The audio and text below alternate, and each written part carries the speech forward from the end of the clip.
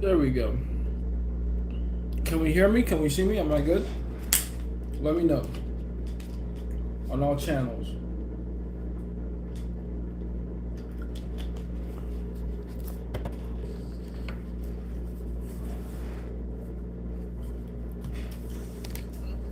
There we go.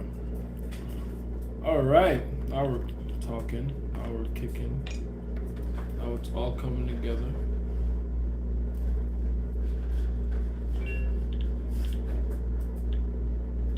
There we go. Let me know if you can see me, if you can hear me, if I'm coming in loud and clear, if I'm coming in good.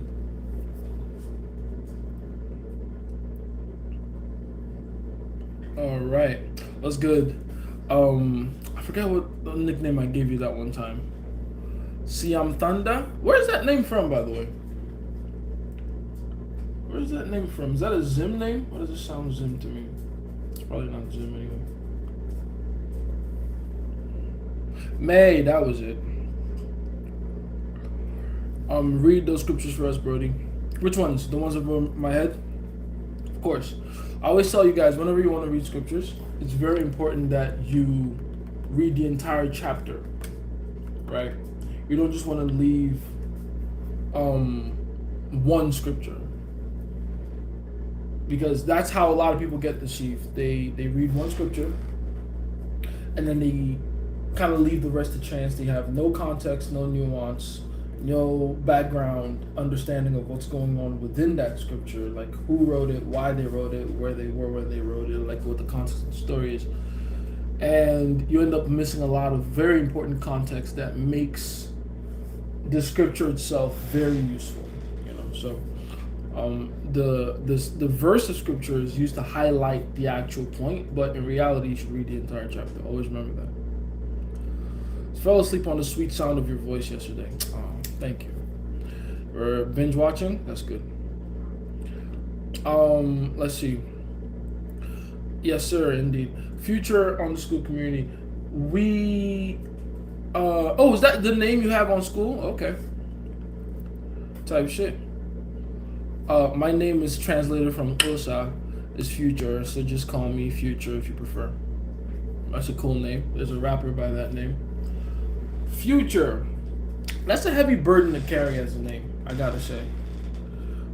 Yes, you are visible, Michael. Yeah. That's a very heavy, which, by the way, I'm live on TikTok over here and YouTube over here. Hey, YouTube and TikTok. To bear a name like Future is a very heavy burden to carry, in my opinion, because it's not negative or positive. It's chaotic neutral at best. You know what I mean? It's like you're moving and advancing the collective into the future. At least that's the reason you would be named a name like that. You're the one that's burdened with all the new innovation, new ideas, all that good stuff, which is wonderful, but then at the same time, you know, whatever the future brings, whatever unique problems the future will present, it is on you to solve. So, yeah. Hey, who's that? Sandra Santos? Hello. Read the entire chapter. Yes, indeed. Very important. Very important. A lot of people miss context. A lot of very popular verse of scriptures have been completely misconstrued or just straight up misinterpreted because people read them completely out of context. There's a lot of things a lot of people think are stable Christian beliefs that just aren't real. They are the misconceptions brought upon by taking one single verse of scripture and removing all the nuance from it. Right? That's why a lot of people go, you know, they ask me questions about the things that they believe to be contradictory about my understanding of, you know, Jesus Christ and Christianity. And it's like, is it that it's really contradicting, or do you just not understand, you know, certain things about how Christianity works because you never read for yourself what was in there in context? You know what I mean? So, yeah, it's unfortunate, but, you know, that's how things work. But, yeah, We are live. We are here. You already know what the fuck's going on. Who the fuck is this? Who are you? Um, where'd you come from? I would never do such a thing. I'm sorry about that. If at all that happened, I apologize. Can you respectfully go away? I don't know how to do that. I'm so sorry. I don't know how to do that. Thank you. I don't know why the hell that happened just now. TikTok is tripping. TikTok is tripping. But yeah, I'm happy you guys didn't have to see it on YouTube. What's going on? I'll see it. Oh, AJ Gojo, my man. What's up? I had to trans night. What's trans night? Waiting for your live, or you just have to wait in general. Yeah, it's worth it. Type shit. With the utmost respect. Yes, of course. I mean, you know, I can be forceful because of the kind of person I am, for sure. But I don't have to be disrespectful about it, you know. I wanted something done. He was kind enough to oblige, and I'm grateful for that. That's all good. Make peace, not war, even when you might be a little ticked off. You know. But yeah, you guys already know what we're here for. You know what we're here to do. We have very serious work to do. Let's begin. I already told you guys I was going to be here today. For those of you that were on the last live on Wednesday, I'm sorry I couldn't make it yesterday. I told you guys I would try if I could. Thursdays are usually interesting for me. Thursdays are, ironically, I checked my analytics. They're my second most busy days.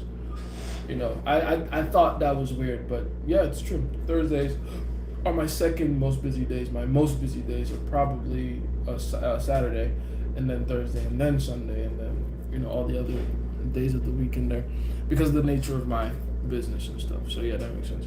But yeah, you guys know what we're here for. You know what we're here to do.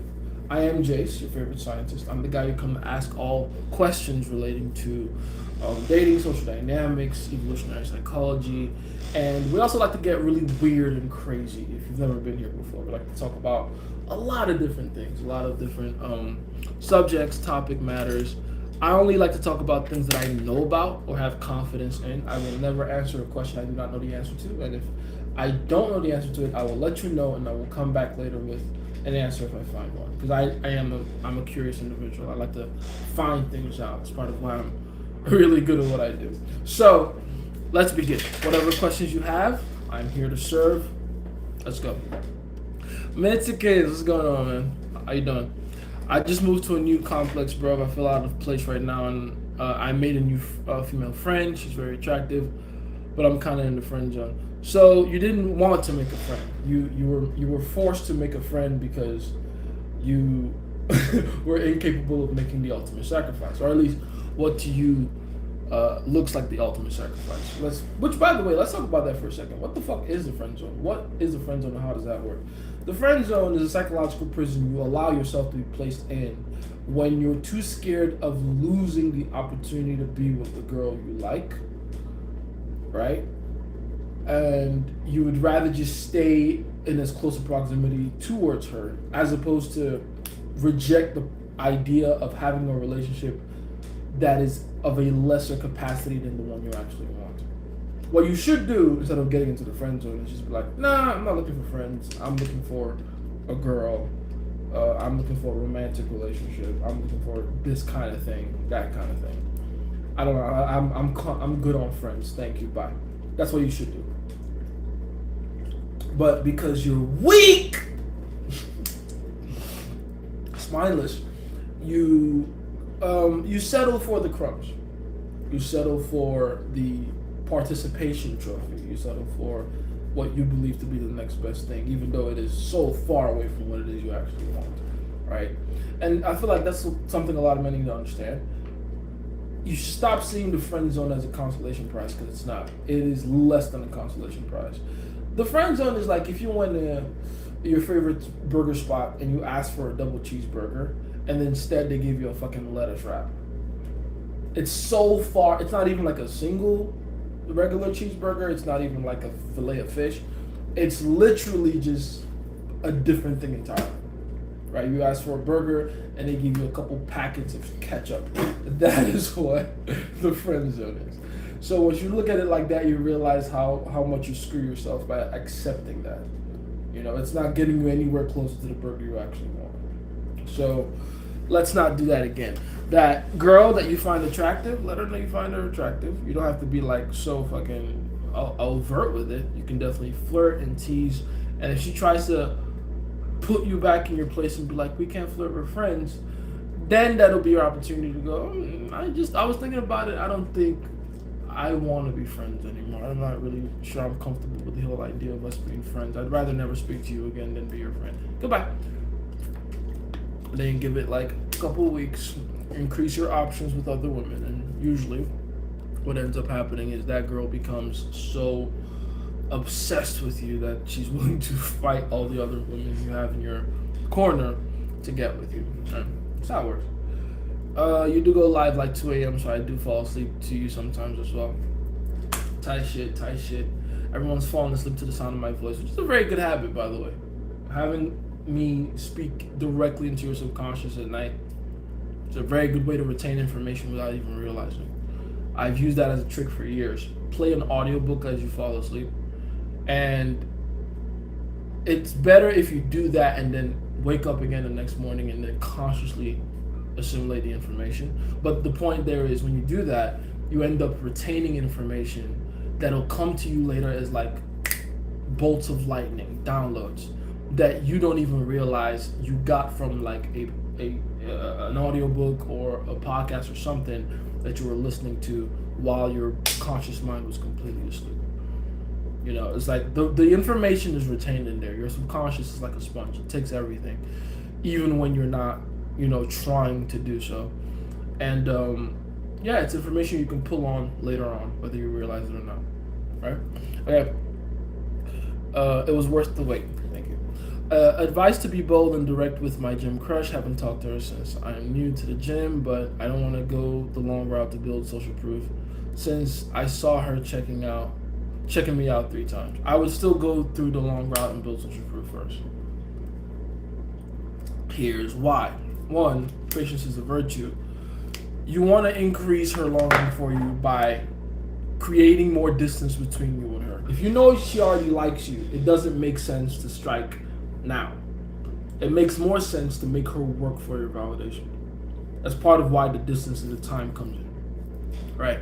The second thing, and I think this is the more important thing, is that it pretty much eliminates any chance of you making mistakes because you increase the amount of emotional investment involved. If you go and try her out right now, you're not gonna be forgiven for tiny mistakes you make along the way, as opposed to if you actually allow the time to happen, to pass by. She observes you even further, falls for you even harder, sees how other people treat you, notice you get respect from other men, and all that good stuff. Now she's really invested in you. Now you're no longer just her gym crush. You're the guy she desperately wants to be in a relationship with, and that's a much better form of power and leverage. But you want to go into that sort of thing, right? You kind of want to have that massive leg up on just about every other guy that might be competing for that same girl. So, yeah, patience is a virtue, man. Plus, it also gives you the chance to just build more pre-selection. Who knows? You might have another girl that's more your type, more compatible with you, that shows up to that same gym. Instead of cashing on her right now, because you feel like you have to take advantage of the opportunity while it's here, you can be patient and watch as her crushing on you develops into multiple girls throughout the gym crushing on you, because that's how pre-selection works. So be patient. And you don't have to be patient for too long, like literally 1 more month. Build rapport with a bunch of people. Know the front door receptionist on a first name basis. That's usually all you need. It's more than enough. You know what I mean? The evolution of Jace Killmonger to Jace Kofi Kingston to Maurice Sam. I envy that forehead though. Tight shit. You do already read that one. She side hugs me, bro. Yeah, you let that happen. Are you an evangelist? Nah. I used to be. I always tell people my first experience with cold approach was baby girl. Someone saying hi to you guys. Willow. My first experience with like walking up to strangers and just talking is growing up in the church and and trying to win souls, as we called it back in the day, and trying to lead people to Christ, right? So a lot of my skill in cold approach actually came from there originally, before I learned cold approach pickup like standard, you know. Lame as hell. Exactly. See, the side hugs, it'll get you every time. You feel me? I've been ignoring my girl for leaving the country while dating other women. I meet with, will the karma get me? Did you tell your girl that's what you were doing, or is that just what you decided to do? Are you lying in your actions? Are you breaking promises? All right, I always tell you guys, there's nothing wrong with dating multiple women as long as you're actually making it clear that that's what you're doing. It becomes wrong when you promise not to do that, and then you do that anyway, right? Because at that point, it's not even just about breaking girls' hearts. It's fracturing your soul, right? It's lying to yourself about what it is you want to do and all that good stuff, you know? Anytime you lie to yourself, you disrespect yourself just a little more each time. What if I lose her though? Can't leverage this to get pre-selection. You won't lose her, and you shouldn't think of it like losing her, because you don't have anything to lose here. You can only lose something you had. This is not a girl that belongs to you. And again, that in itself, that's the trap of the friend zone. Is thinking, I'd rather retain this than have nothing. But you don't have anything. You have nothing. That's the point. But it's a girl that side hugs you. She might as well be the equivalent of a stranger that waves hi to you. Like, come on. What are we talking about? You're giving your energy and emotion for free and getting nothing in return. You know what I mean? So, thanks for the likes so far, by the way, guys. Get the likes up. Get the likes up. Let's keep going. I called my ex friend in front of my best friend. Shorty laughed and said we can't be friends. That's funny, but also a very good sign.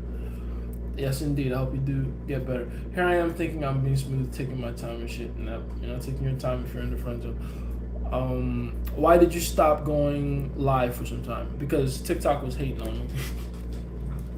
You know, because every time I went live for, I would say, you guys know this for those of you that were going live with me or catching me on live as often as possible a few months ago.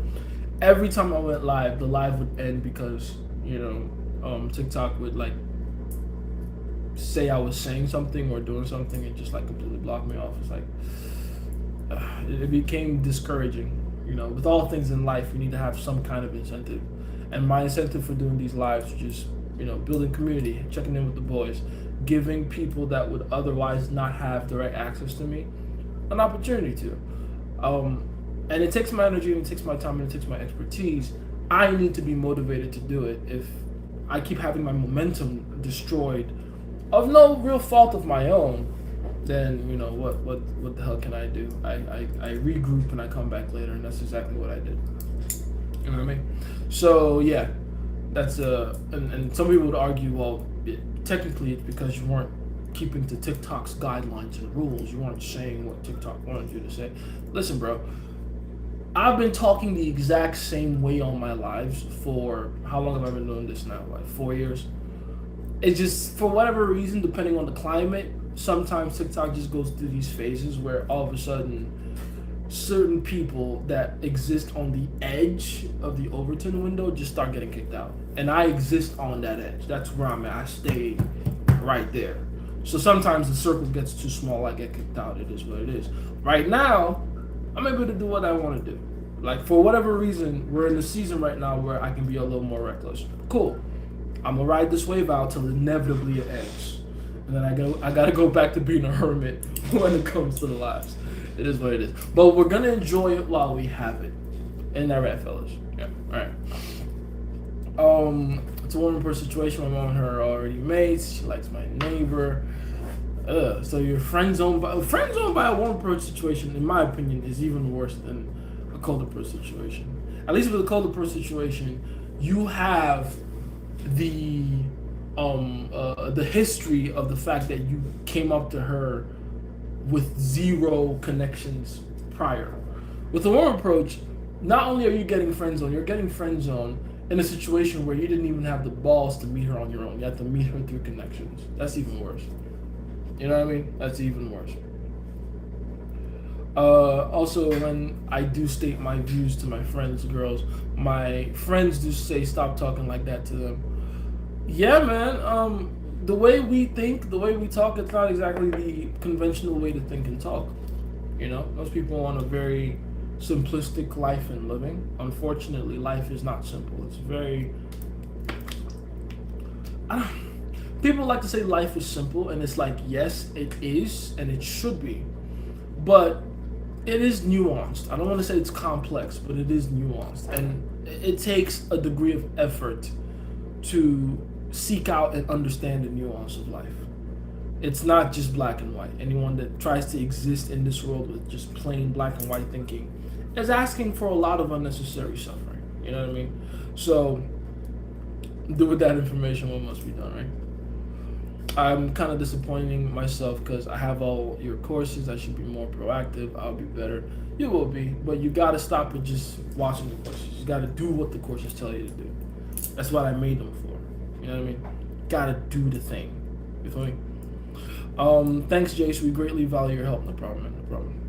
Bro, can you fight? I think I can kick your ass. Hey, you got it, bro. I'm not a tough guy. I saw one of your videos on how you said your girl should look up to you for wisdom and knowledge. I did it, and recently she said, I love your mind. What else can I do to make her obsessed? First of all, well done on that, right? But a lot of people underestimate that advice. Like, your girl has to see you as a pinnacle of wisdom, for sure. It's not just a respecting or a leverage thing. It's also a big part of how you both grow and evolve in a relationship. Like, it's very important.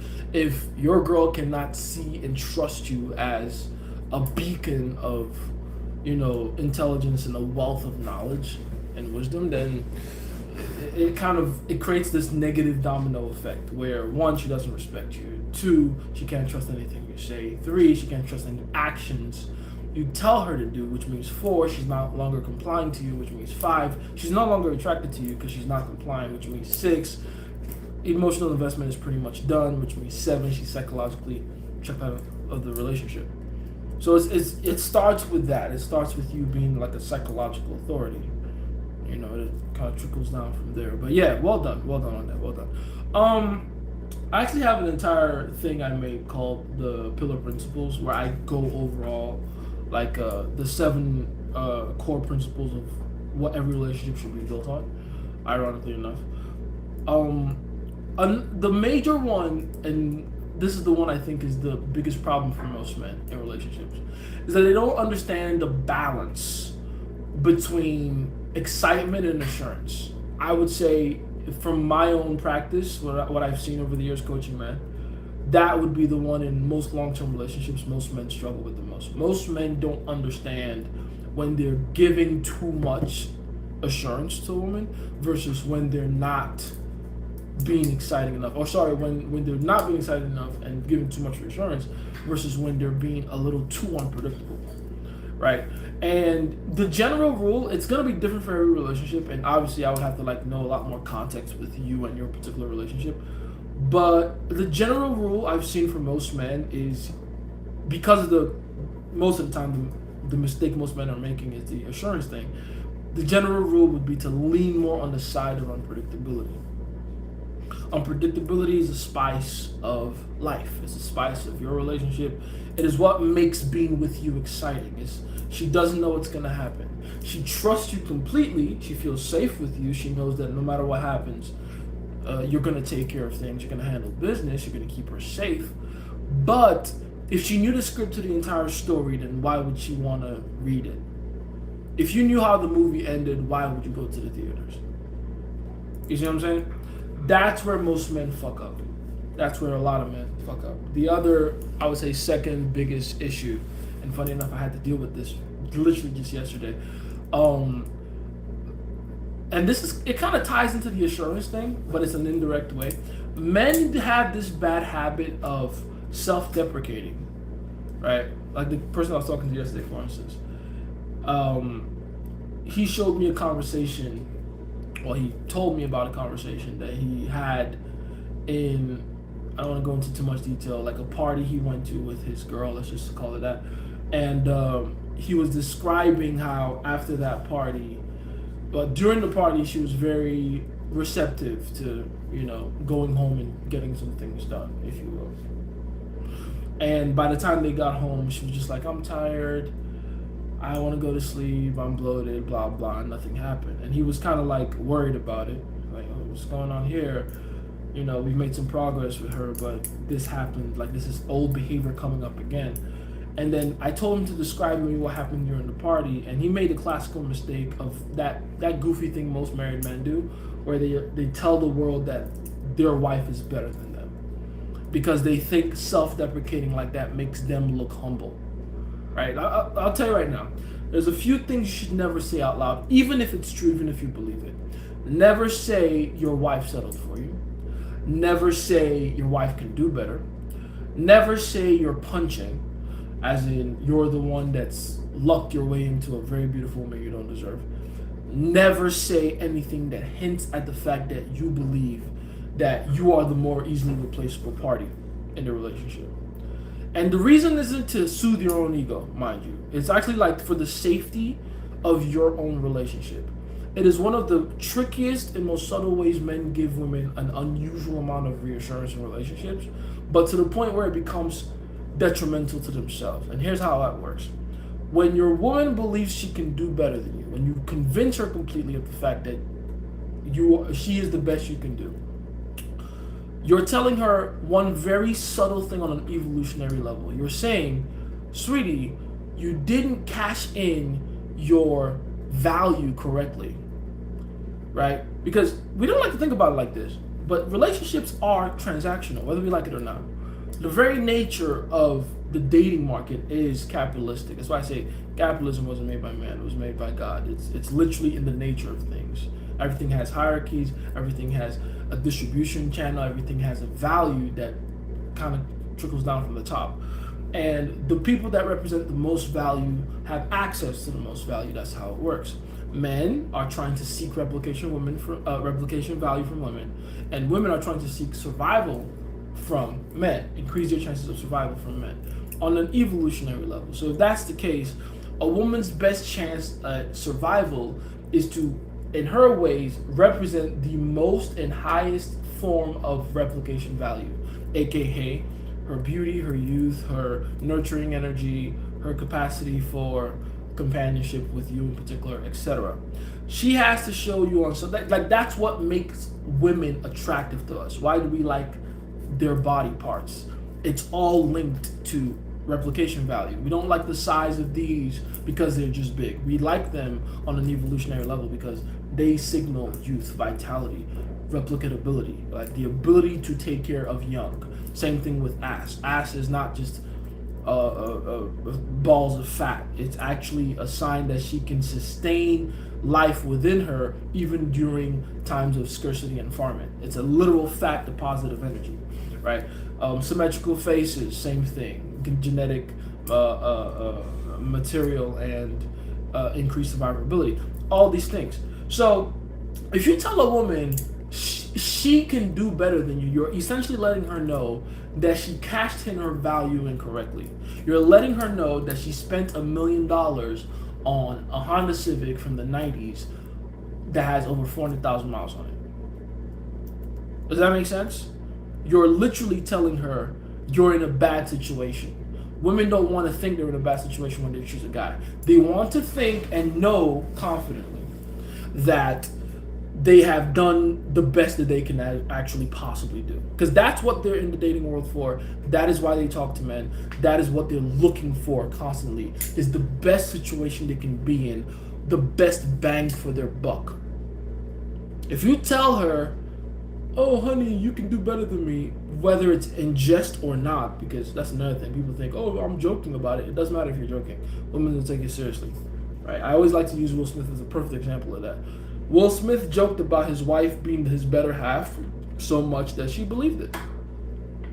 That's why that entire debacle with like him smacking Chris Rock and stuff, and him having to talk about her sleeping with their son's friend, to his face on the red table. That was such an embarrassing time for Will. Oh my god. Anyway, if you tell her long enough, in jest even, that she's better than you, she'll believe it. And that creates evolutionary panic in her. Because what does that now mean for her? That means, holy shit, I'm in a bad situation. I have to get out of this. I have to replace this guy immediately. So the respect goes, and along with the respect, the emotional investment, and along with the emotional investment, the attraction. And then boom, that's how you end up in a dead relationship. That's how it happens. I see that all the time. So that would be the second most ridiculous, most obvious mistake most men make in relationships. So yeah, as long as you're not doing those things, you're fine. Try to remove those things from your relationship, and the obsession will grow naturally. Okay. Also, Jace, what is a way? Because you're probably an expert on this, but been listening to Owen Cook. Shout out to Owen. In reality, I'm really into. Sorry, I read that wrong. I'm really into e-commerce now. South Africa is actually a really good market. Now I'm just working on a niche. Okay, cool. What niche you want to go into, man? I used to do e-commerce a little bit back in the day myself. That was, for me personally, my first introduction to making money online in general. Right, that was my first. I still have, funny enough, I still have the video of the day I made my first dollar, and I recorded it myself. It was funny. I made my first 3 sales. This was back in the day when I was selling male jewelry, funny enough. But here's a trick to e-commerce. The real money is made in either trends or with female-oriented products. The rule in the market, and I'm giving you a sauce right now. If you want to make a lot of money in a very short period of time, sell to women, specifically women between the ages of 35 and 50. I think is the demographic age, somewhere around there. America, especially America, but it really works in just about every country. Most women are. Can I even say those things on the internet? Anyway, point is, you're gonna have an easier time making copy and selling products to that demographic than any other one, and not exactly the wisest when it comes to their frivolous spending. Let's just put it that way. So yeah, if your niche has something to do with that, you'll be fine. As long as you're solving a real problem they have, or at least a real problem they think they have, and yeah, you'll make money. Frame and social proof go so far in attracting women. Yes.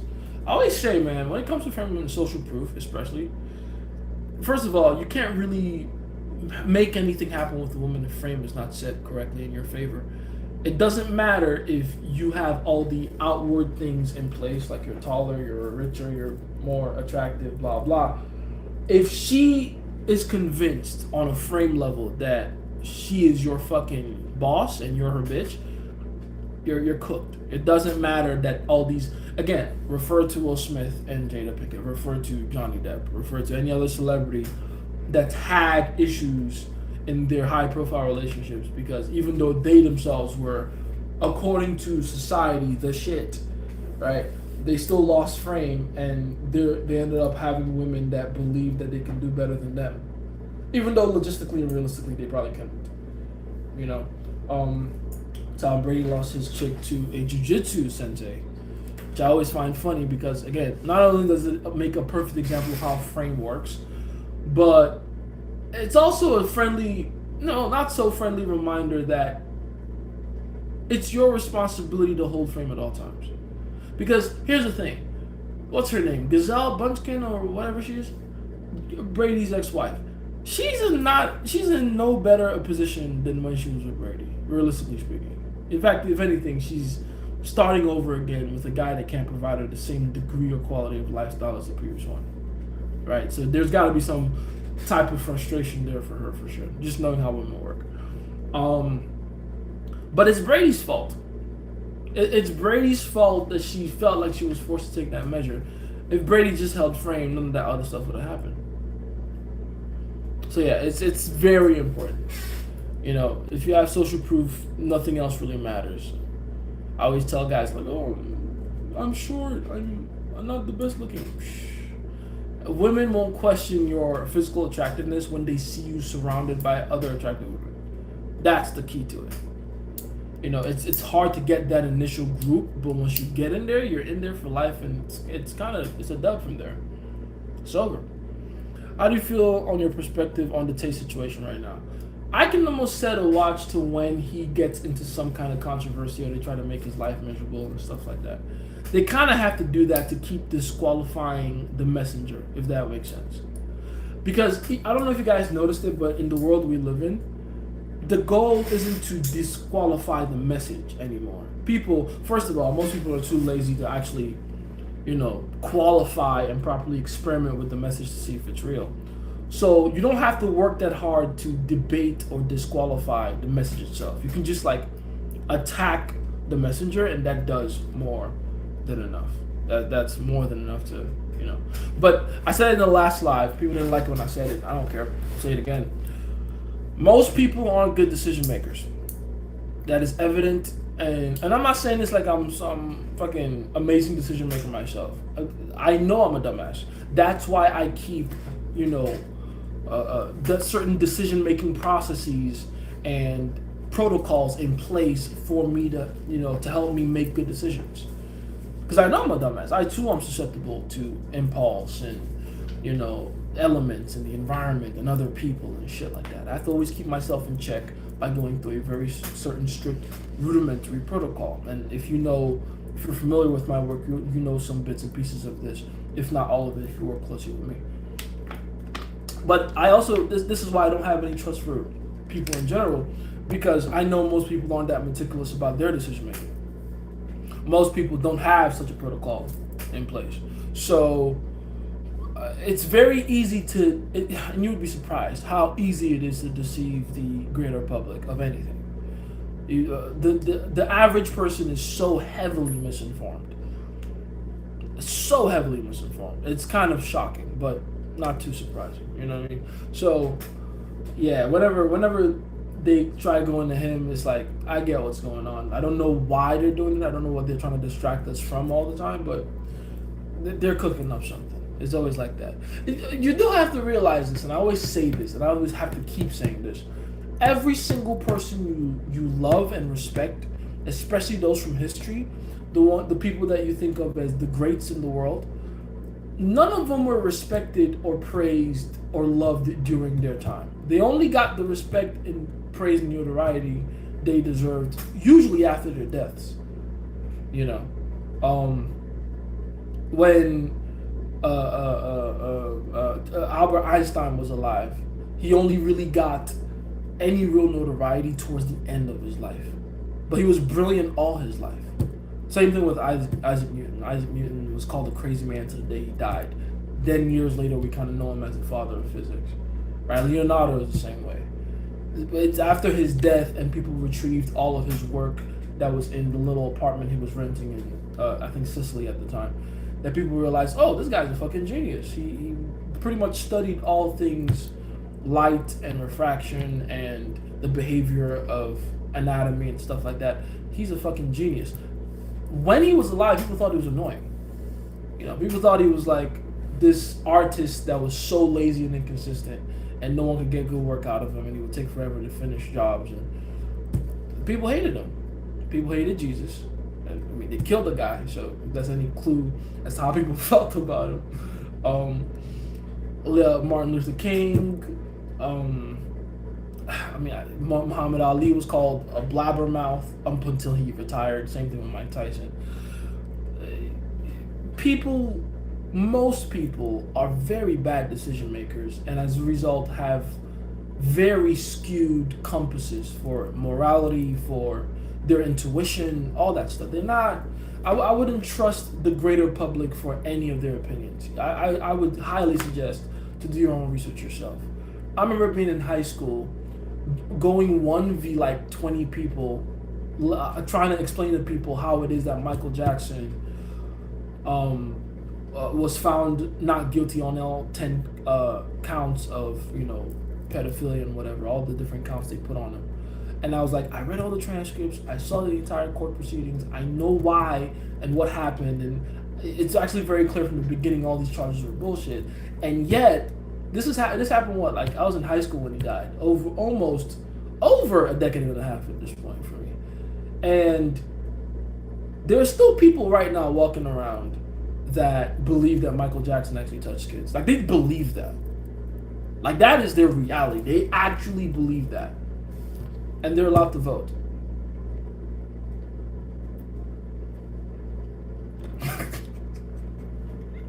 You know what I mean? So yeah, I wouldn't trust the average person for decision making. They don't know what they're talking about.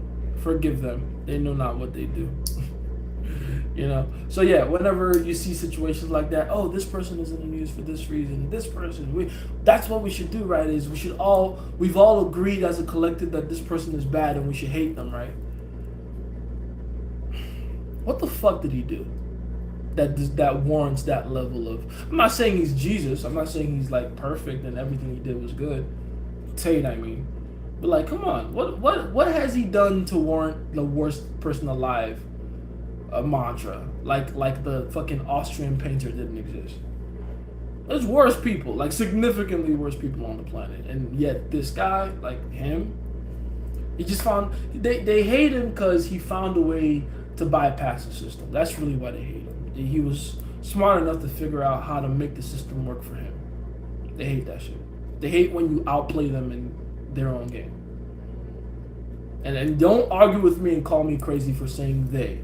The Epstein files are out. Go read that shit. Which, let's be honest, most people probably didn't anyway. But I digress, you know. Yeah, so that's how I feel about it. I could set a watch to when they'll try to fuck with him again, so it is what it is. What's going on, Apex? Fish Army, how you doing? Thanks for all the gifts, guys. I appreciate that. The algorithm low-key convinced me they are bad people for some time, but I watched their podcast and I'm immediately captivated. All the arguments against anyone that you've been told to hate can pretty much be dissolved the moment you watch some long-form content of theirs. Or you actually hear them speak for more than 3 minutes at a time. And you'd be like, oh, okay. In context, this makes sense. You know what I mean? Can't wait to tell you everything about the boot camp tomorrow. Yes, indeed. I can't wait to hear that either. Very proud of you guys.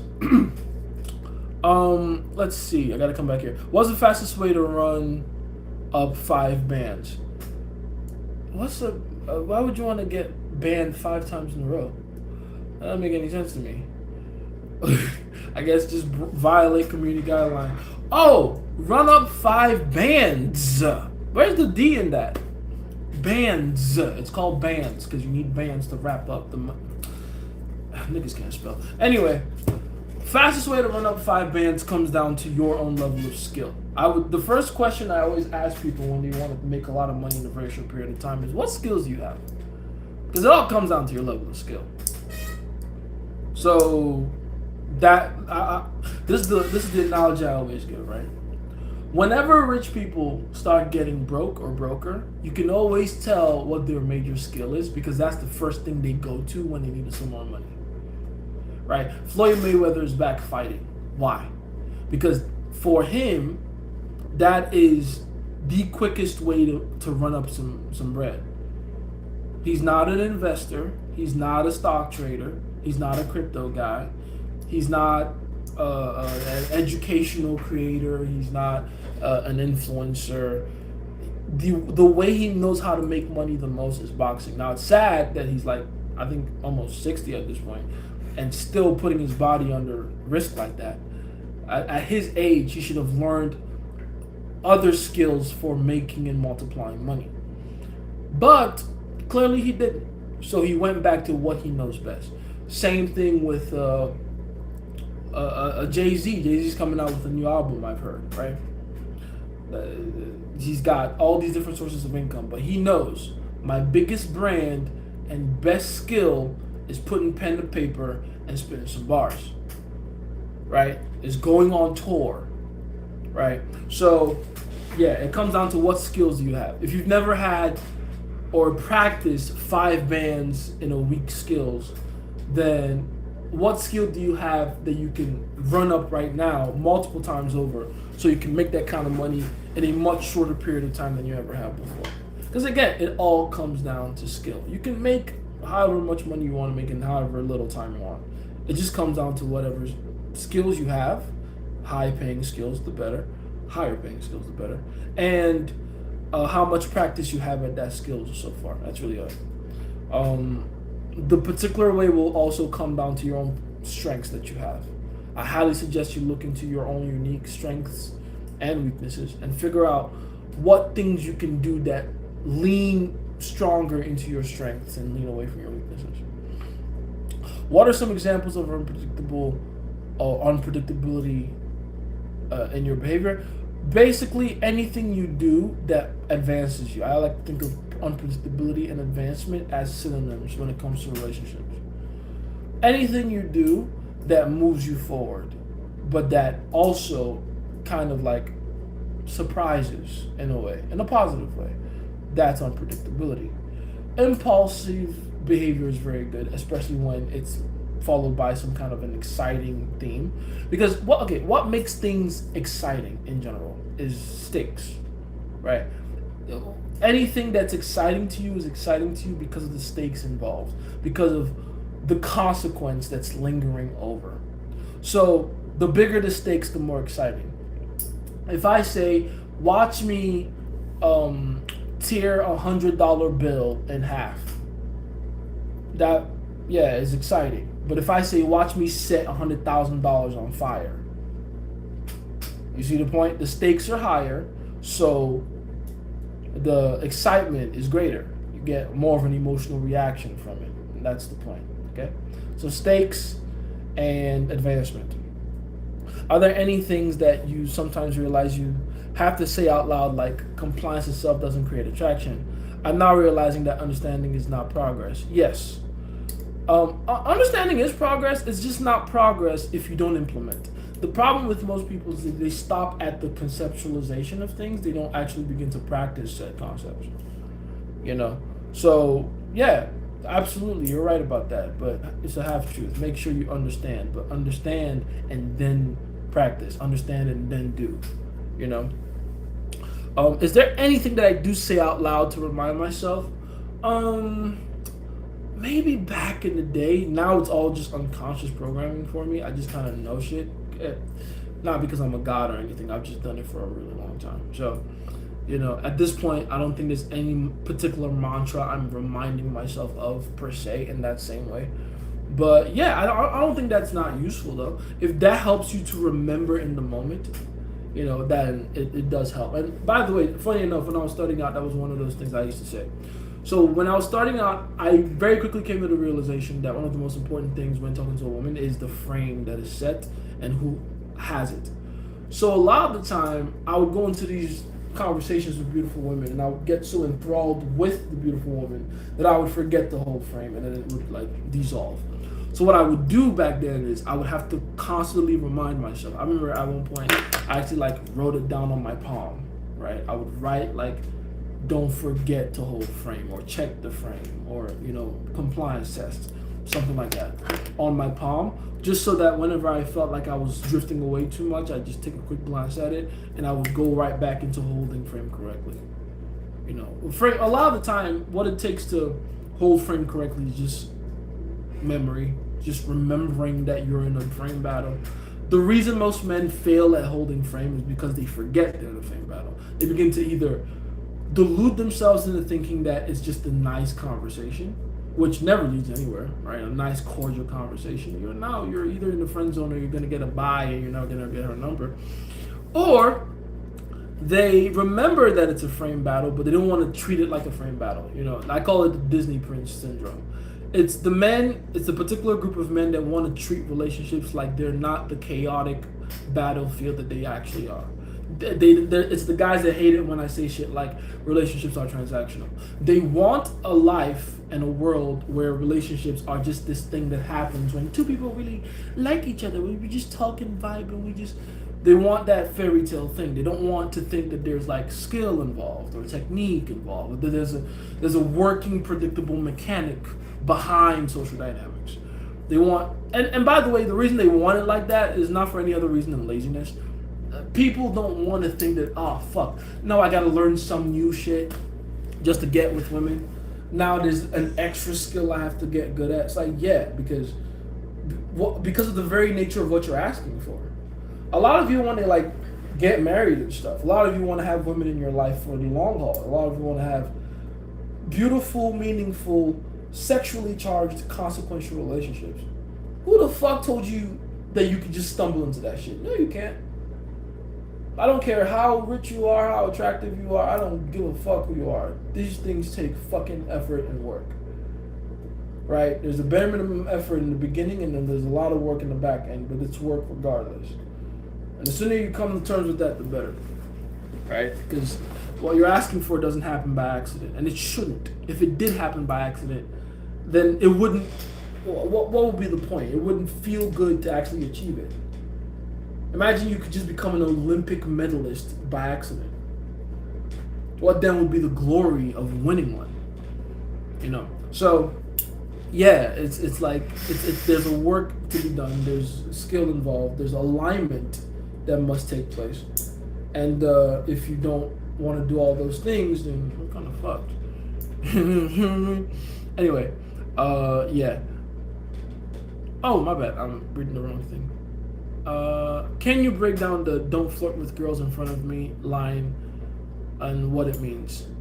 Don't flirt with girls in front of me, like when you have a girl and she knows that you have other girls, but then she says don't flirt with girls in front of me. It's really just her own kind of way of.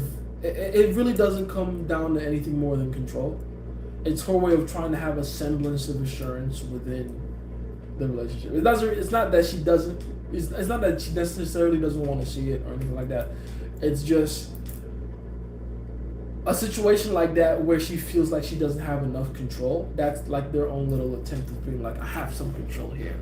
I can at least tell you what to do when it comes to this. It's like their own little tether, you know. Don't take it too personal. I've been lying to myself for some time, mate. I have 3 girls I'm messing with and they know nothing. Yeah, you're a liar. Liar! Liar, dishonest. Shame on you. Shame. Let's see. About the fact that they're on my I met this girl on a cruise. She lives an hour away from me. How should I navigate texting and seeing? An hour? An hour is not that far. You can plan something once every month or so. An hour is not that far, to be completely honest. Especially, and I'm saying that like thinking about girls and how much they're willing to do for the sake of a man that they actually like. Oh, no, uproot her entire life to come be with you. That's what it takes. So an hour ain't shit.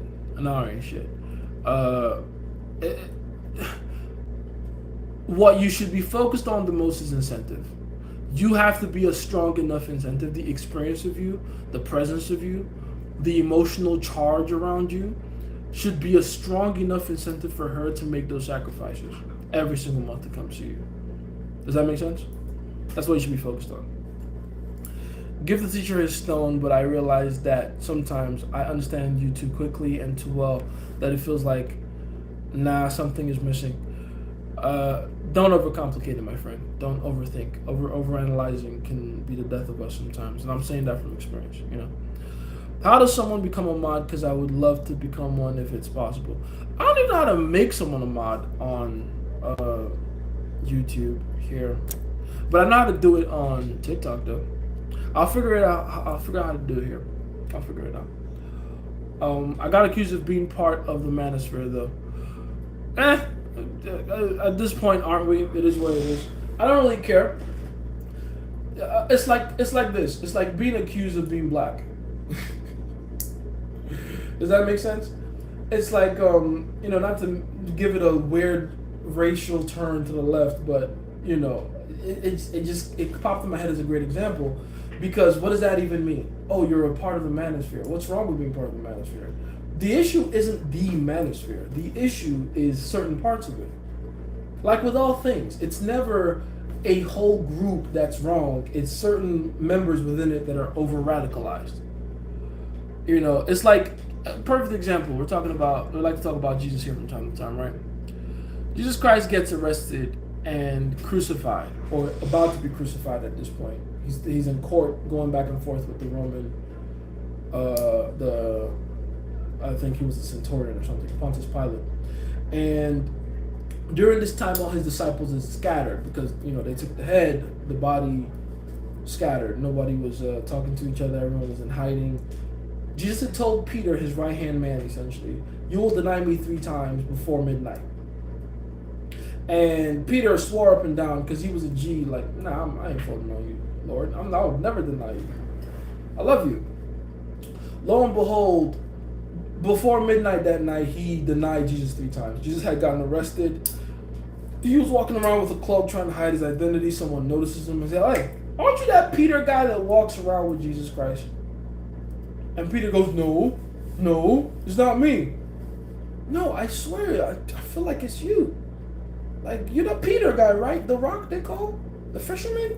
No, I've never met the Jesus guy a day in my life. My name is Simon."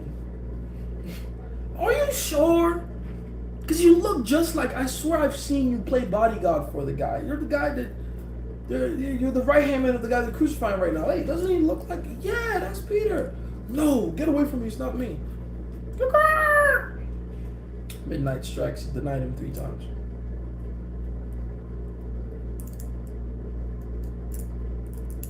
Why did I bring up that story? It's the same kind of situation going on here. You're denying something that you are a part of.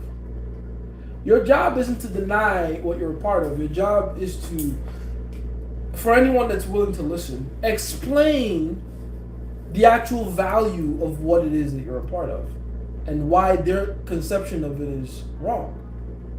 Why whatever idea they have about the manosphere at large is incorrect.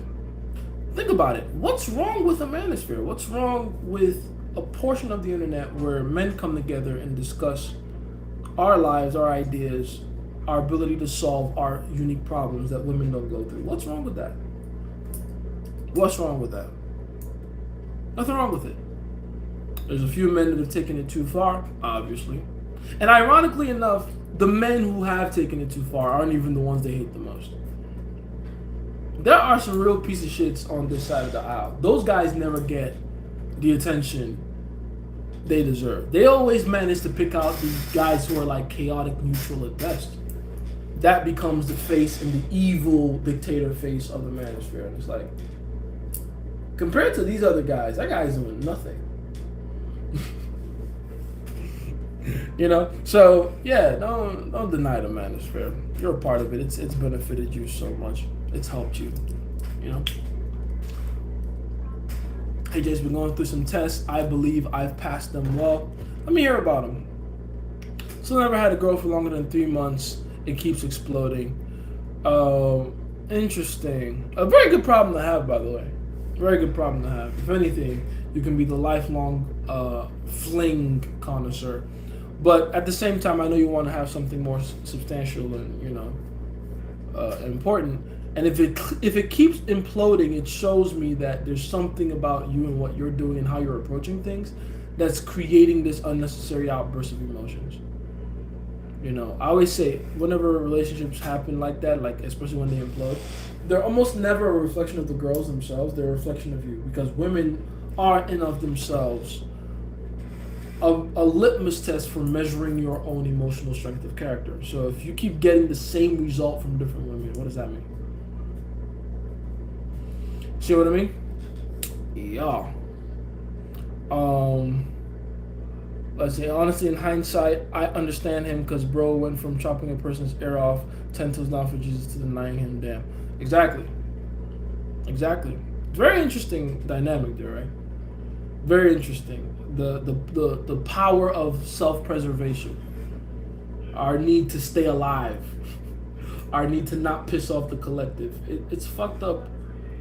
Because the real difference between greatness and mediocrity is that fear and your willingness to allow that fear to control you. If you're scared of what others will say, if you're scared of what others will think, you're doomed for mediocrity. Like, that's your portion in life. That's it.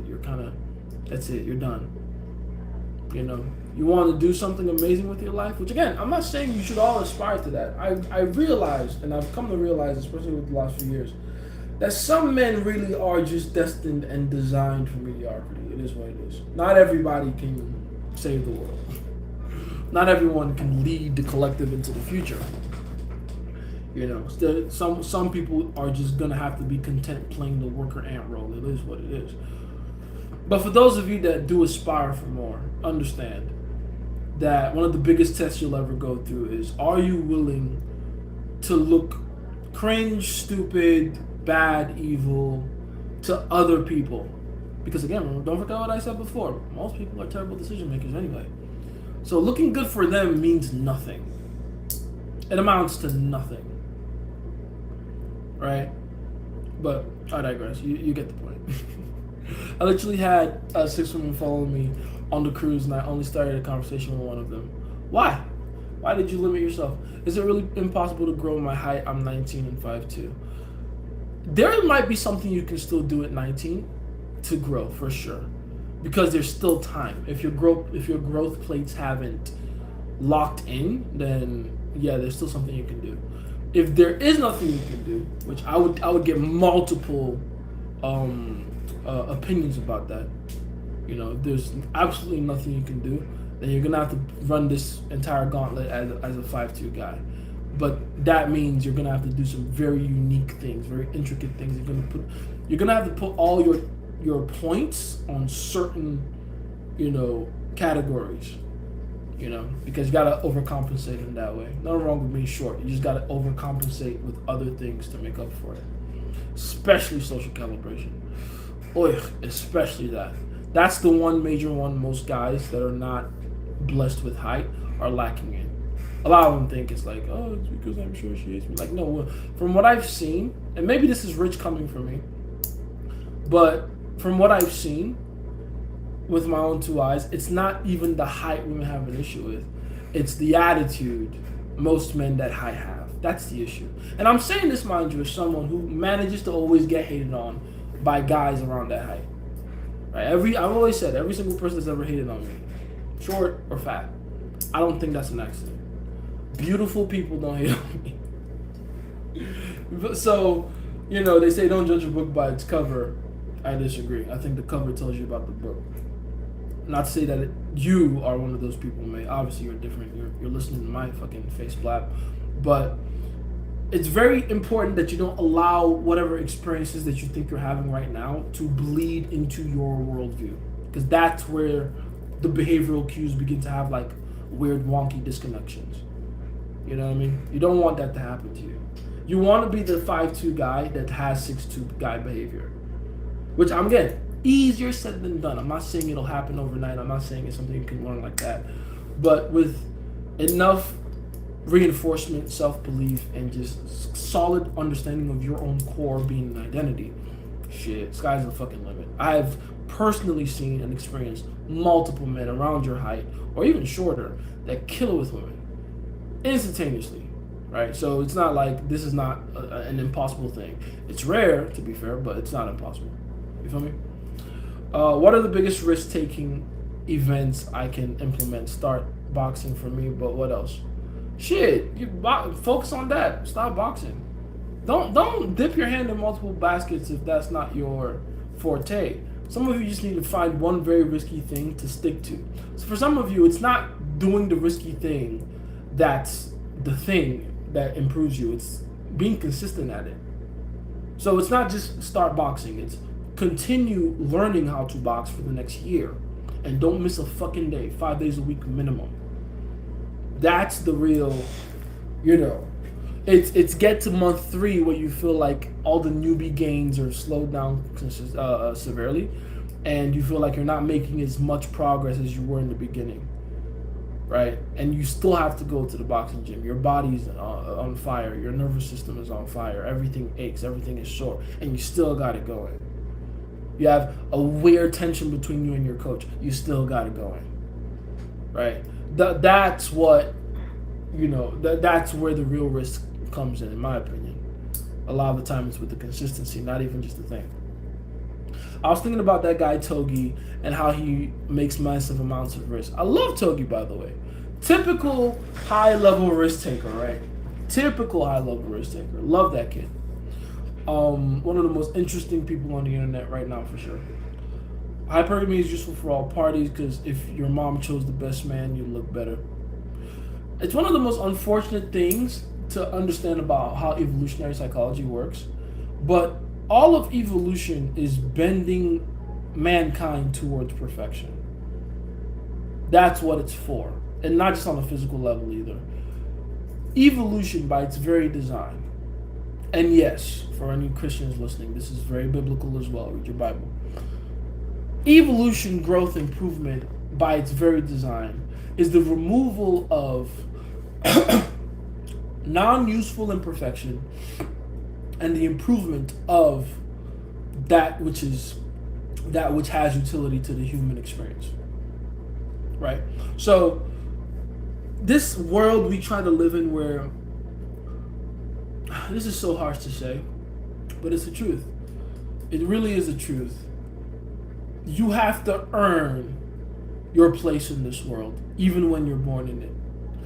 The mistake we make is trying to tell everyone and trying to believe this lie that just because you were born in the world, that means you're supposed to be here. Wrong.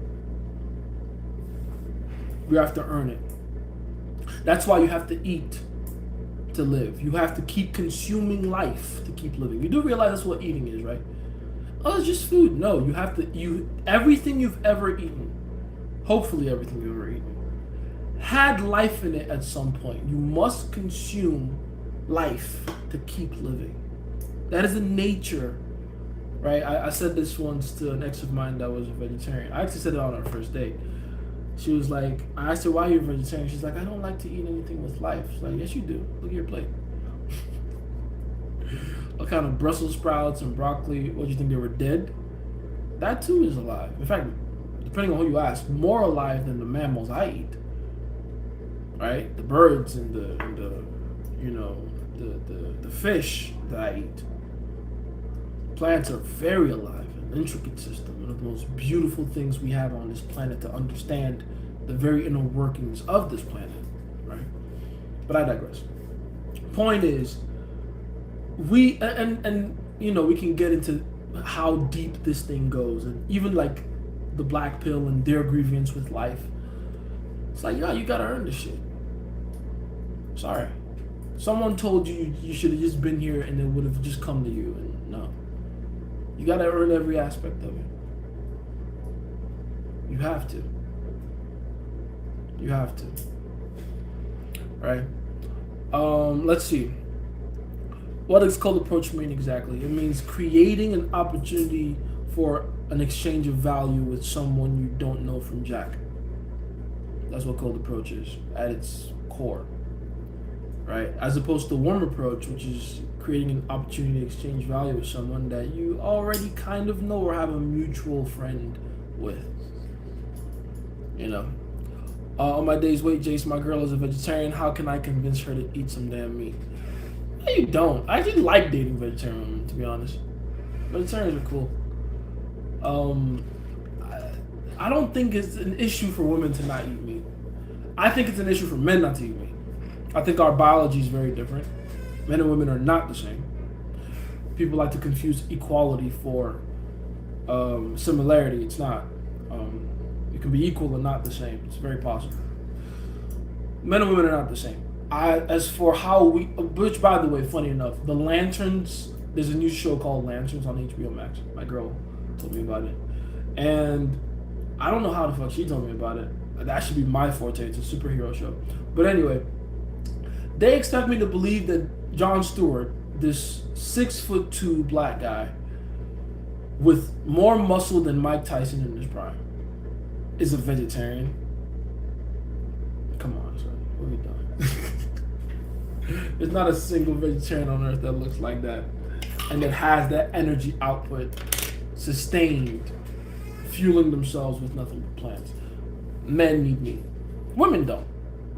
So yeah, if your girl's vegetarian, that's fine. In fact, your girl's hot. I know off rip your girl is hot. If she's vegetarian, she's hot. I know she's hot. Because there's not enough fats and processed sugars in their diet to hold a lot of weight. Right? Hopefully she's curvy, right? reason built like a goddamn plank.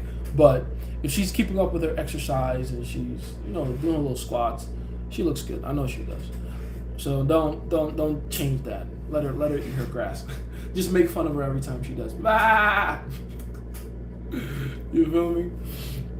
Let's see. On the inside, start with your meat. Just be like, if you like this, how much more that which is spiced and grilled? That's hilarious. That's actually pretty funny advice. He said to start with your meat. The girl I'm trying to see is 6 years older than me. No, that's not a girl, that's a woman. But she's bad, just trying to figure out how to go about it. I wouldn't put too much weight on her age. If anything, the fact that she knows that she's 6 years younger and still coming out to see you, in itself means you've already won. Women usually prefer men who are older. If she's coming for you, that means there's something she sees in you that she's very attracted to. And 6 years, I don't know how old you are, but 6 years is not enough of a gap for it to feel, you know, awkward or anything like that. So I wouldn't worry about that, man. I would treat her the same way you treat all the young bitches you date. It's all good. Saw the women 30 to 50. Thanks for the game. I'll find a problem to solve for these types of women. Yes. You get rich like that. About it, especially since she said she doesn't date younger men, but she gave me her number. Oh, there you go. Even better. So she told you she doesn't date younger men, and yet she still gave you her number. You're in there. What you worried about? She danced on me and was reciprocating when I was flirting with her. There we go. What you worried about? Don't get in your head. If you fail, it'll be you. It'll be because you get in your own head. Don't do that to yourself. Don't do that to yourself. She's already given you all the green lights, right? Just fucking drive through. Now, she always says that when I say that, she says, take off your trousers. That's hilarious. As she should. That's a good girl. That's a fucking good girl. What do you think about the Natalie and Trump dynamic? Can you break that down? Natalie? Is it Melania, his wife? Who the fuck is Natalie? I don't know who that is. Who's Natalie? Natalie and Trump? I don't know who that is. Please enlighten me. Please educate me. How would you light up the room per se and hold the higher psychological frame? Always. Social proof helps. Charisma helps even more because charisma creates social proof. Usually. Walking into a room like you own it is not just a cliche, it's a real thing. You have to walk into the room and assume everyone is already your friend and treat them as such. Right? The first thing you should say to people should be compliments and jokes. Because it makes you feel familiar, but it also completely tears down whatever walls and defenses they have. On top of that, if you do run into guys that try to act all defensive, they end up looking stupid compared to you. People think, what if I try to say hi to someone and they reject me or shoot me down? Then they become the one that looks uncalibrated. Don't worry about it. I like to just talk to everyone in the room and then you naturally get more confident. Yes. If everyone knows you on a first name basis, you own the fucking room, dude. It's very easy to own the room. People think it's hard. It's not hard at all. The only thing that makes it hard is a lot of people's inability to get over their initial approach anxiety. I have no problem going up to anyone. In fact, this is my favorite thing to do. I like to merge sets. I get this from like old school pickup. You go up to one group of friends, you introduce yourself. You go, I don't know why, but you guys remind me of these other people over here. Let's go all say hi to them. And then you can literally tell all of them and just be like, hey, who are you guys? What's your names? And then you do like a weird little introduction. And then next thing you know, you have like 3, 4, 5 different groups all talking to each other. And boom. You're the guy that connects all of them, so they all refer to you regardless. You're the leader of the room. You're the leader of the room. It's not as hard as you might think it is. It's very easy. And, oh, Jace, you just tell people to come with you and they come? Yes, because people are looking to be told what to do anyway. Trust me. They're looking to go where the fun is. And you're clearly fun because you're out here suggesting adventure. Let's go say hi to that group of people. Let's go do this. Let's go do that. Let's go buy that machine. Right? People are just going to naturally follow your lead every single time. You feel me?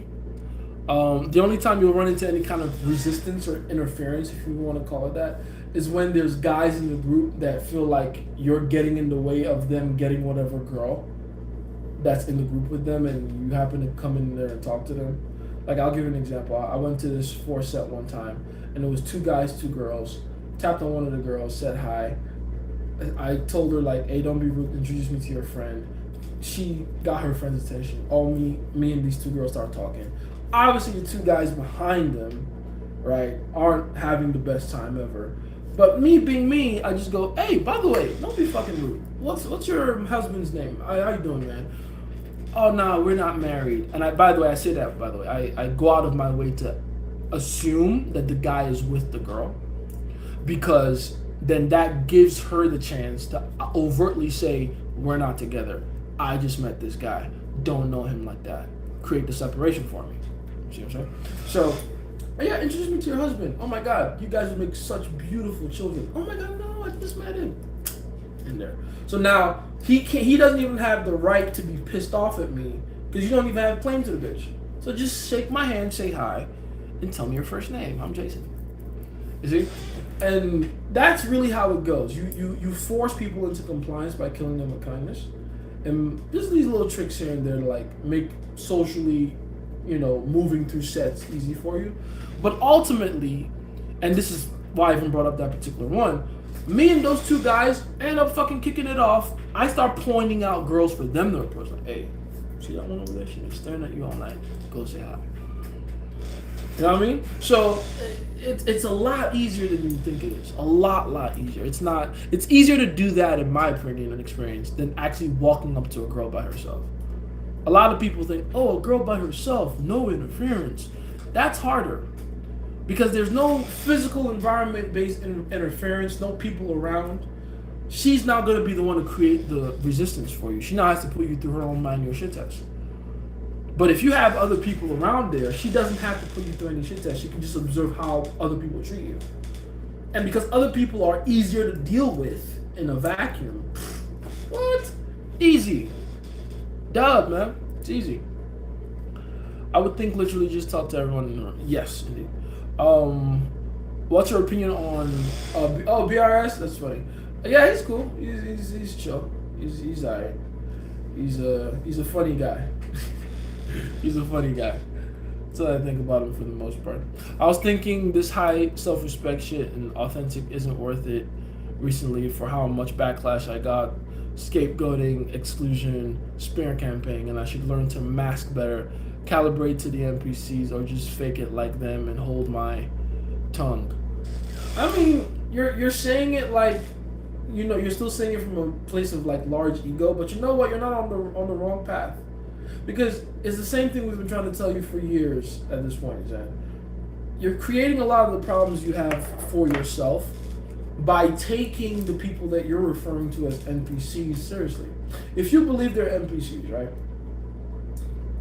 If you believe that they're these unevolved people that don't understand the same things you do and they can't do the same things you do and all that good stuff, cool.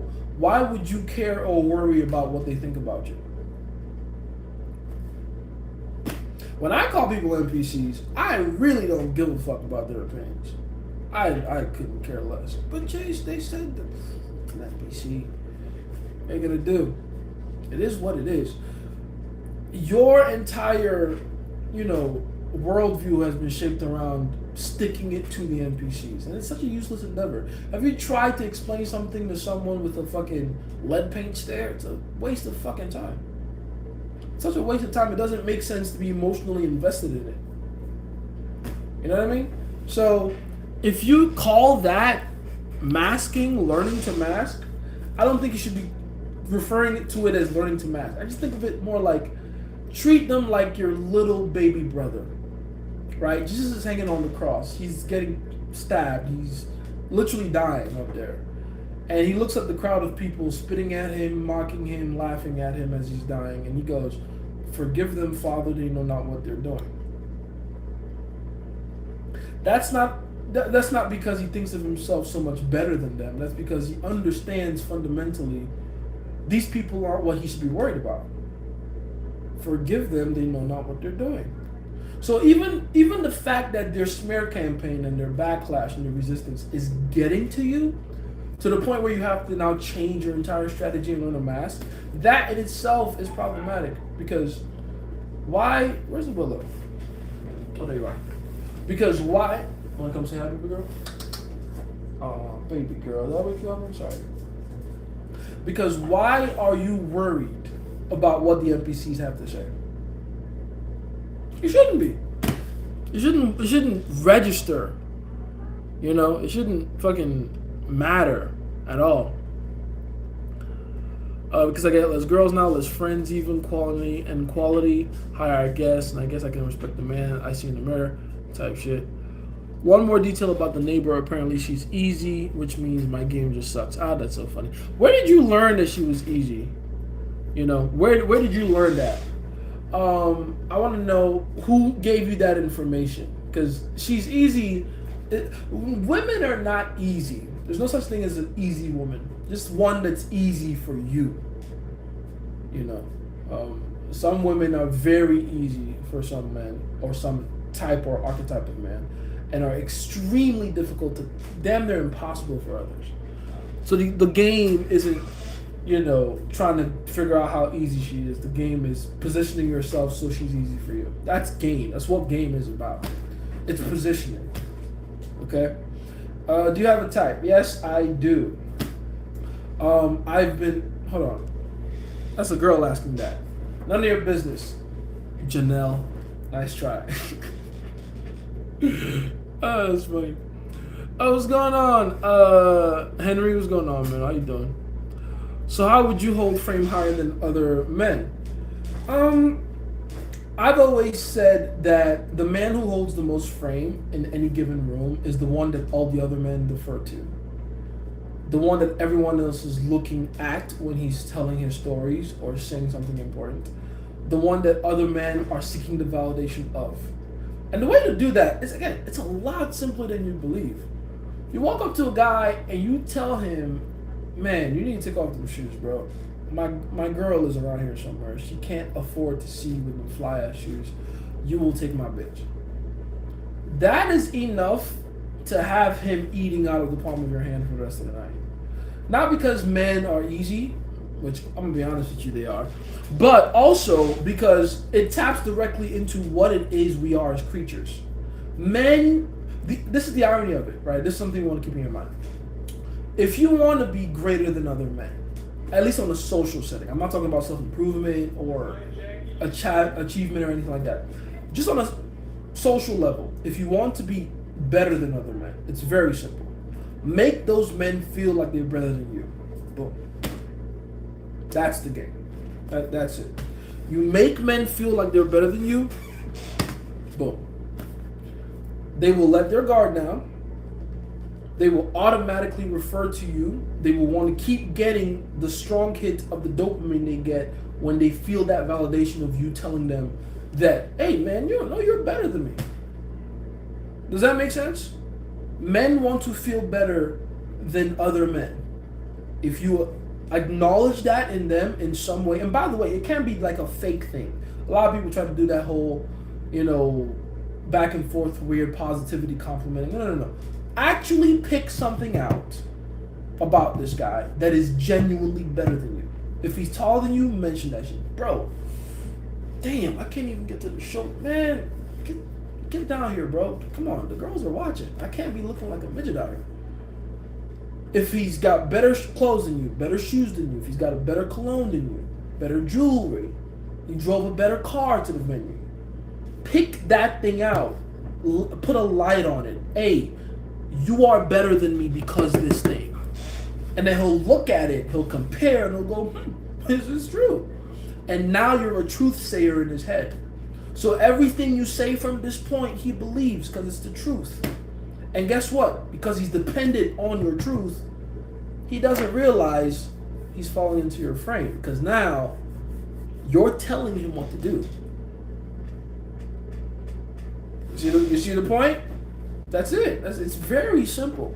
It's very simple, right? I'm framing it like it's a trick we use on men, but in reality, this is just how you should exist with other men, right?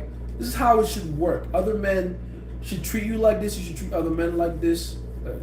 Life feels better and easier when it's just you and your boys just hyping each other up and making each other's heads get so big it fucking blocks the sun out. Does that make sense?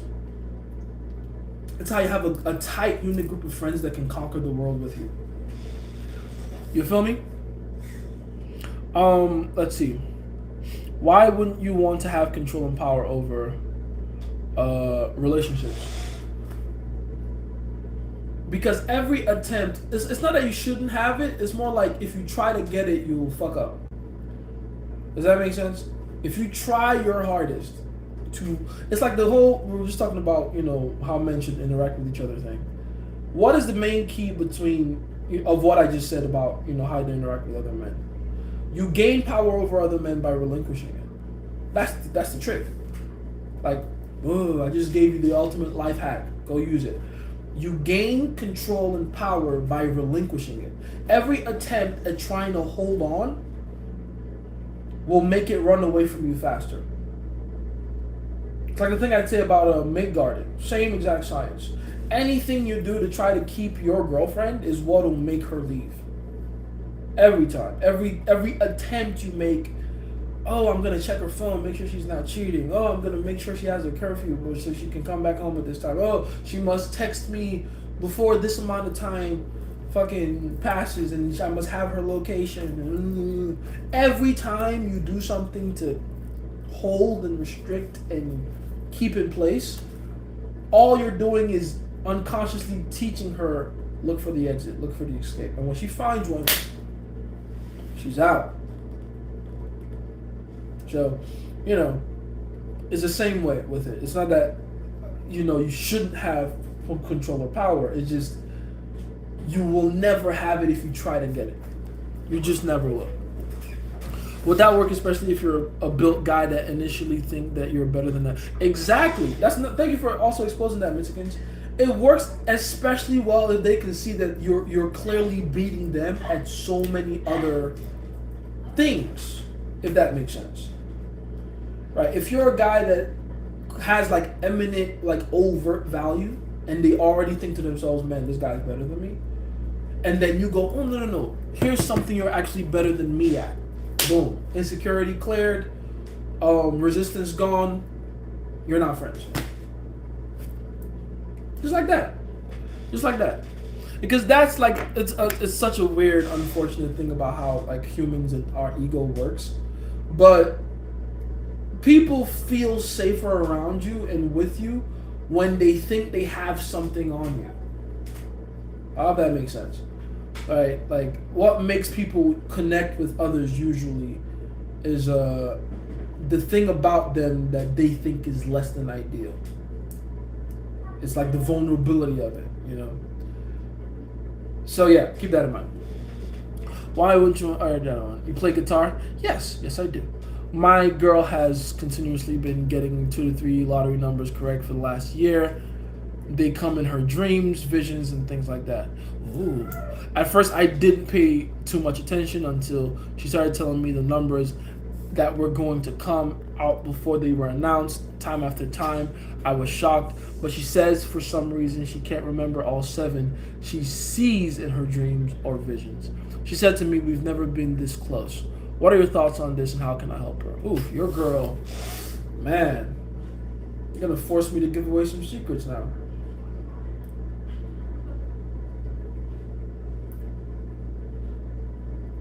If she's receiving downloads like that, the most important thing to track is the way and the conditions under which these downloads occur. That'll give you a good clue to how to make them not just more consistent, but clearer. Dreams and visions are the way they're being communicated. But in reality, what she doesn't realize, and what you don't realize yet, is that she's getting them through multiple different channels. You just have to understand what those channels look like and look out for them. You also want to, you got to become a scientist about this shit. Really go out of your way to isolate every single factor around when she receives those numbers. So the time of month, the time of day, whatever she might have eaten or not eaten before said dreams are happening, the circumstances around her on a physical level when the visions are occurring, her emotional state. You got to be very thorough about this. Look out even for the phase of the moon. when this is happening. You gotta be very, very meticulous about every single thing that's going on around her, and then that'll begin to give you, because you can begin to approach it like a science project and begin to test for variables, take certain things out, leave certain things in, see what factors actually affect both the consistency and the clarity of these dreams and visions. Because you also want to know why she's getting the downloads. Like, what method is happening? Is it an entity? Is it her ability to see beyond physical walls? Is it an intuition or a knowing? What is it? And more importantly, honestly, this is probably the most important thing.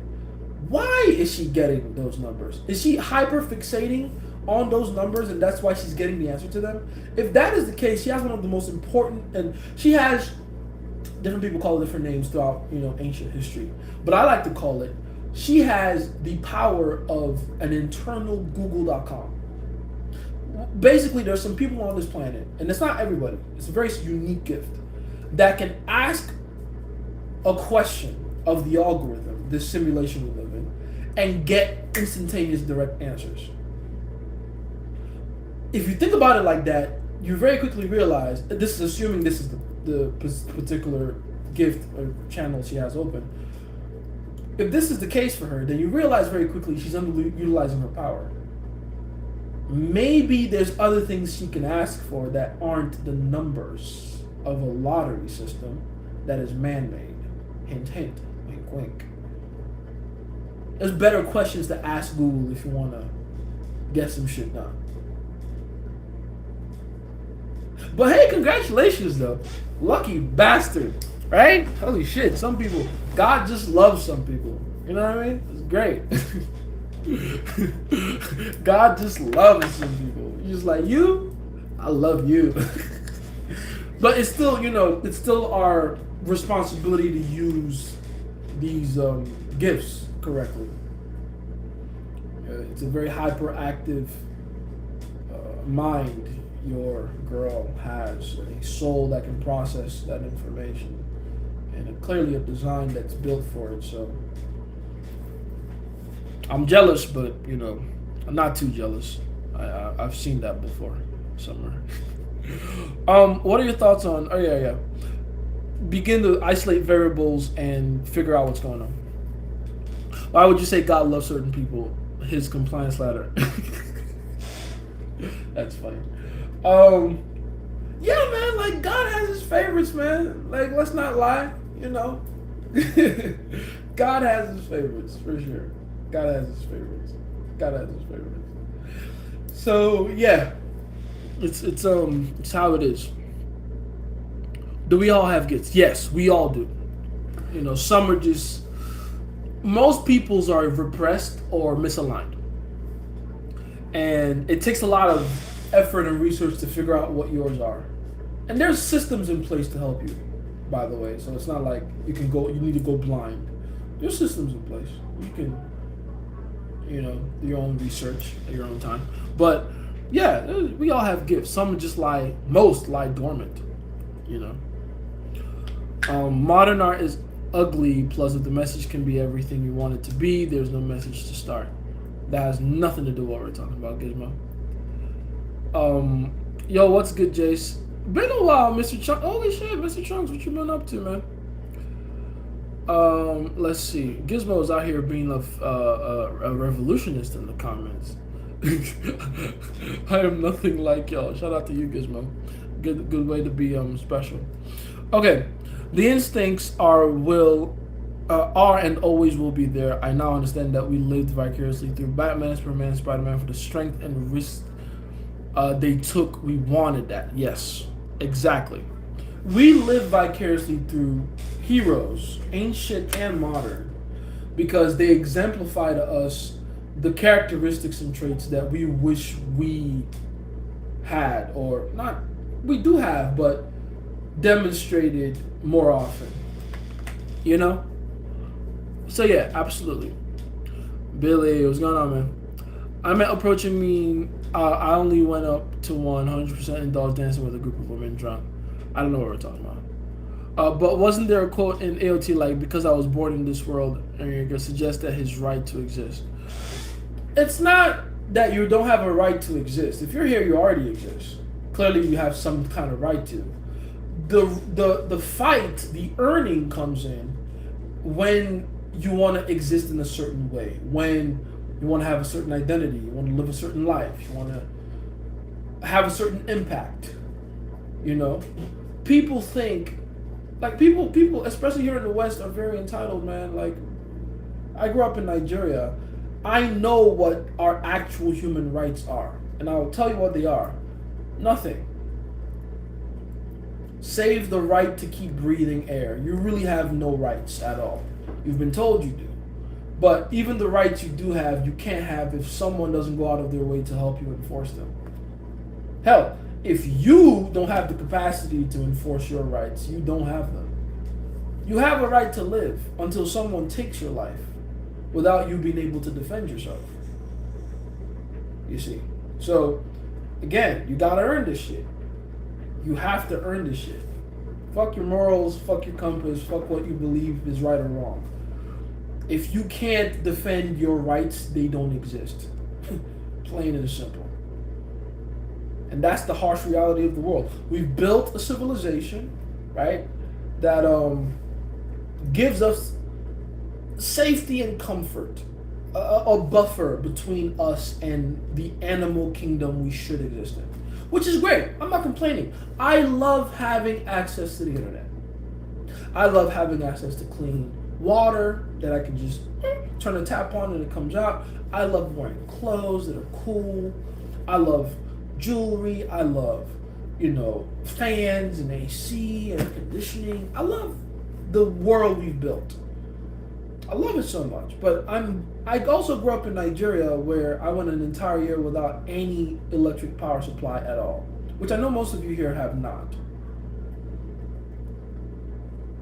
So I know what it's like to exist without these things, and I'm constantly keeping that in the back of my mind.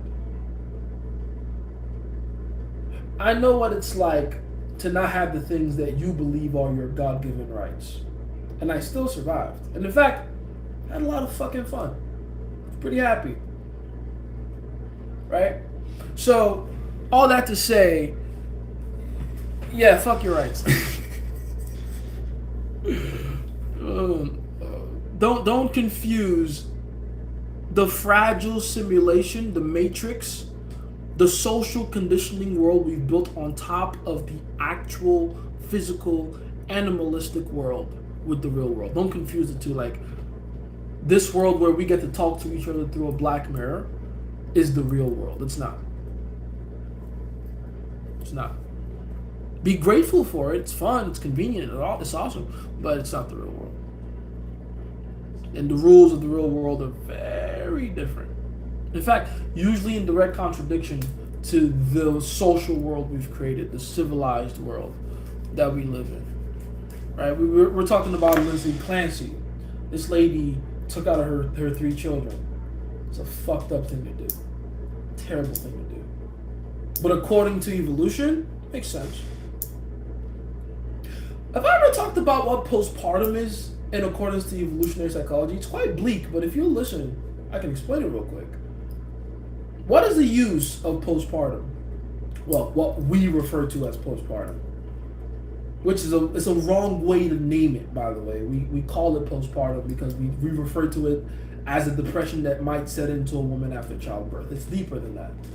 The function of a lot of these psychological, what we refer to as psychological trips and hiccups, are to improve our own chances of survival and replication and give our future genetics the best chance of their survival and replication. Women taking their kids out is not new. It's sensationalized now, especially because of this case. It's not new. Do your research. It's not new. It's actually quite common. Why do you think they push for abortion so hard? It's very common. And I'm not just talking about before birth. I'm talking after birth. Women taking out their children after birth, very common. Just as common as women We'll get into that later. That's a different thing entirely. I don't want. There's too many things. I don't want to blow anyone's mind here. Let's stick to the topic. Point is, there is an evolutionary function to why women do that. As fucked up as it sounds, as we have all socially agreed that a mother should never do that to their child, on an evolutionary level, it makes sense. Here's a sense it makes. And honestly, the reason this happens more often than it should is because of our own inability to understand the dichotomy between the social world we live in and the evolutionary world that underlies everything. Why would a woman take out her kid? Because her biology has determined that that child, essentially one of her chances at passing her genes on to the next generation, is not viable, is not sustainable. It cannot improve its own chances of survival and replication, maybe because, and usually because, of the person she replicated with. It is the biological equivalent of buyer's remorse. They regret reproducing with that particular specimen. And this is the fucked up thing about a woman on a biological level. They can't really test your strength of character unless you go through certain phases. Guess what one of the most important phases to go through is? How you as a man handle and lead during childbirth and child rearing within the first 2 or 3 years. We don't know what causes postpartum. Boom, I just told you. When a woman replicates with genetics that her biology deems as inferior, 1. 2, when said inferior genetics don't even have the correct biological and genetic traits to follow of protection and provisioning during her most vulnerable time. Now she gotta do what she gotta do. She doesn't feel safe. And she can't take care of herself and the offspring at the same time. So one of them's gotta go. And by the way, that's another part of postpartum no one ever talks about. It's only gonna go in one or two directions.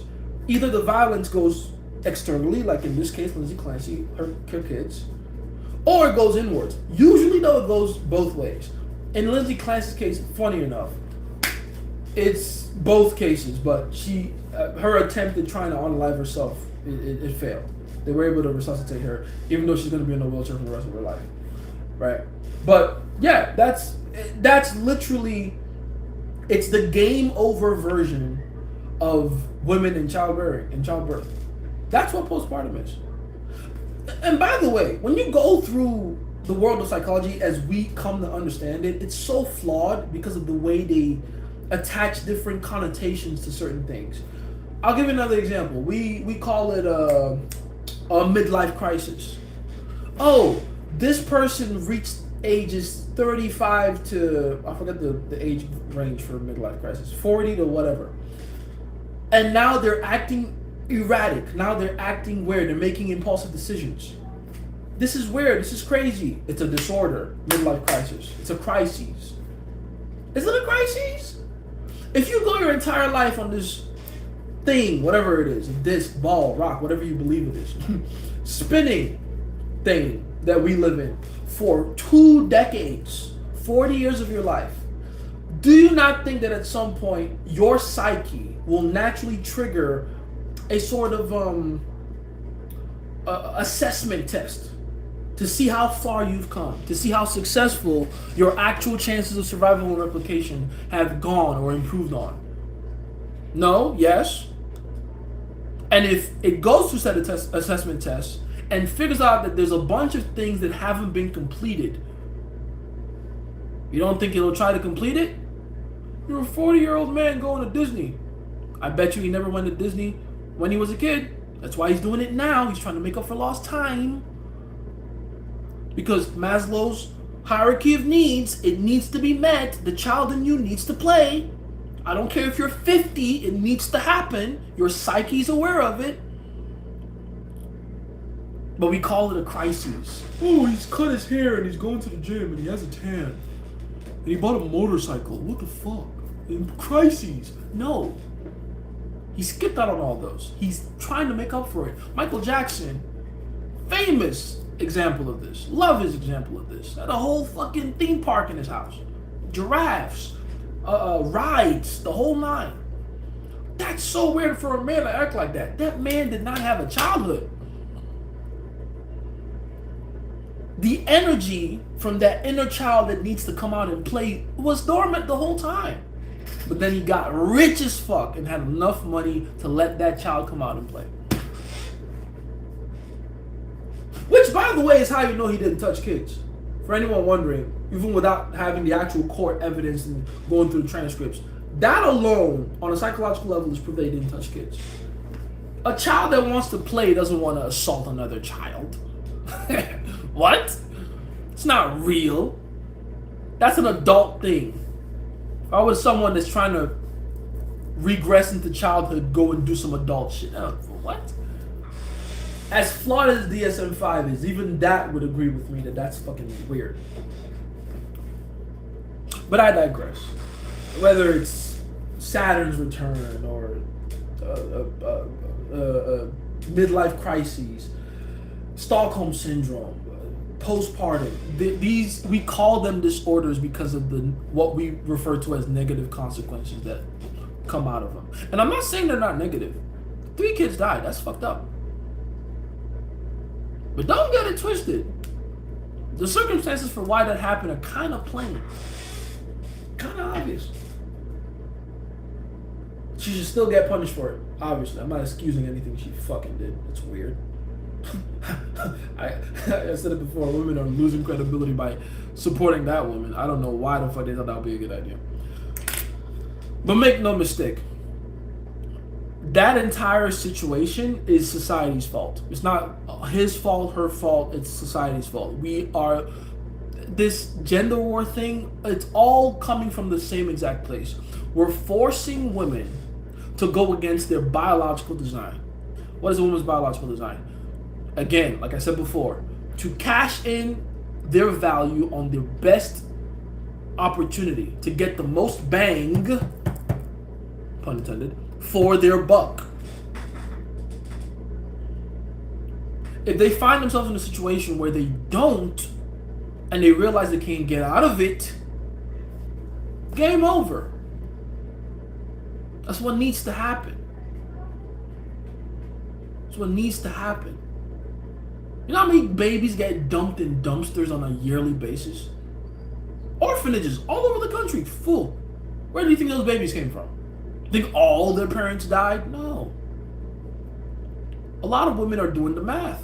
After having that child with someone that they regret having the child with, and realizing, looking into the future and realizing, I can't get out of this.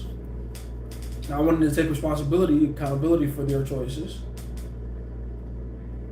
And going, well, it's either I survive with this kid, I have a better chance of replication later, especially if I'm still young and under the age of 35. By the way, you never see women over the age of 40 doing any of that stuff. Because they know they don't have enough eggs left. So abandoning a kid or, God forbid, unaliving one, out of the question. It's very rare to find a woman over the age of 40 applying that particular strategy. That strategy is a 35 to 37 and below strategy for women.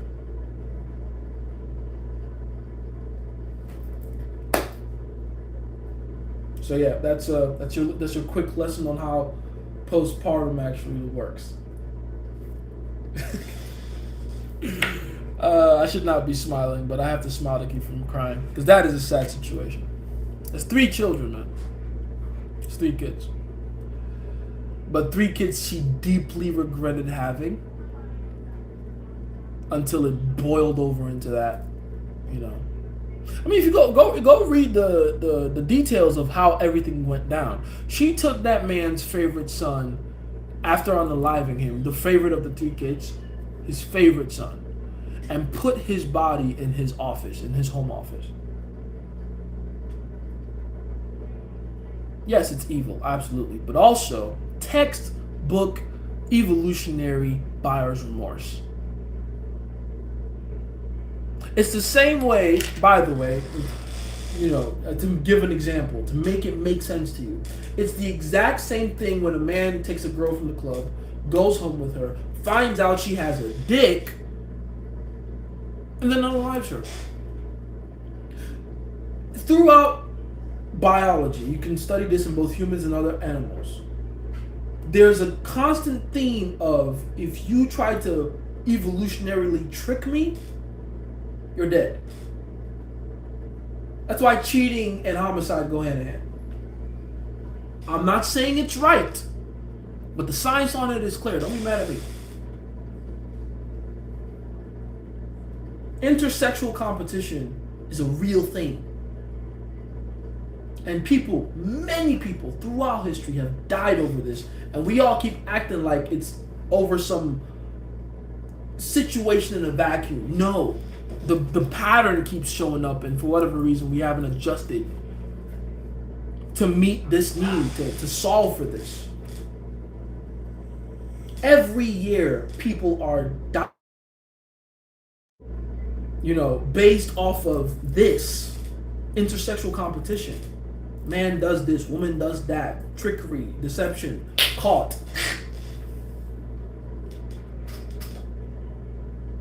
You feel me? So, yeah. That's why I say, once you look at evolutionary psychology and study it extensively, you can't unsee this shit, man. It's everywhere. The step parent maltreating their step kids, part of it. Intersexual competition, resource guarding, redistribution. Some of you were forced to leave the house you grew up in because your mom put a new man in there that drove you out. You think that was an accident? Oh, me and my stepdad, we just don't get along. I had to leave the house. Intersexual competition. He needed you to leave to make space for his offspring. I bet you your mom got pregnant right after, didn't she? It's there. The playbook is there. We just like to act dumb, like we don't know what's going on. Come on, read a fucking book. Here are the books to read, by the way, because I know I get people ask me all the time, what evolutionary psychology book should I read? First book I always recommend, Sperm Wars. Actually, I believe, correct me if I'm wrong, there is an entire chapter in Sperm Wars, not an entire chapter, but a paragraph, a section, that discusses this very thing, postpartum, why women abandon or even unalive their children after childbirth. Yes, it's in there. Go read it. It's bleak. It's bleak, I know, but it's part of, the biggest mistake we make as human beings is forgetting the fact that we're still fucking animals. Why do we do that to ourselves? We act like we're not, we're just these transcended creatures. Every flaw with our species comes to the fact that we continue to deny our animal instincts. We do it so well. But if we can just look at it and stare it right in the face, this is what some people refer to as shadow work, right? If you can just stare at it long enough and realize, this is what we are. The Bible says man is so desperately wicked. This is where it comes from. We're a spirit, but we're trapped in this body, and this body has some weird ass fucking impulses, man. Weird impulses. You'd be surprised what you're capable of doing if you haven't eaten for 3 days, much less 10. Killing people is wrong. I would never. Wait till there's a loaf of bread on the floor and there's one person stopping you in your way. See what you fucking do. I know you don't want to think about that. You just want to fucking eat your ice cream and pop some popcorn and fuck a bad bitch. I get it. Me too. But every time we ignore that aspect of ourselves, of our psyche. Speaking of dogs, we make another mistake as human beings. We try to humanize them. Yeah, we take our bullshit idea of existence as humans and we try to put it on them. I keep trying to tell my girl about that shit. So it has to be added to the rant. We are human. These are dogs. They have very different needs. physically, emotionally, psychologically, all that good stuff. They have very different impulses. And unlike us, they don't lie about their impulses. They don't. Not even when you train them. As if training and domestication somehow removes thousands of years of evolutionary epigenetic programming. Stop it. Stop it. What are you doing? You think fasting before a Muay Thai fight is a good idea? I've felt some crazy things on a fast. You do need an energy point for you. You need some source of energy. Either, we'll talk about it. Either you consume it or you siphon it. We'll talk about that. Let's see. I already read that one. What's the psychology of people who don't want kids in evolution? The same thing. They don't think their genetics has a natural chance out here. Which, in a way you can think of as noble. Either they don't think their genetics has an actual chance, or they believe that it could be like they don't want to do a lot of extra work to lead into a certain outcome, if that makes sense. Like,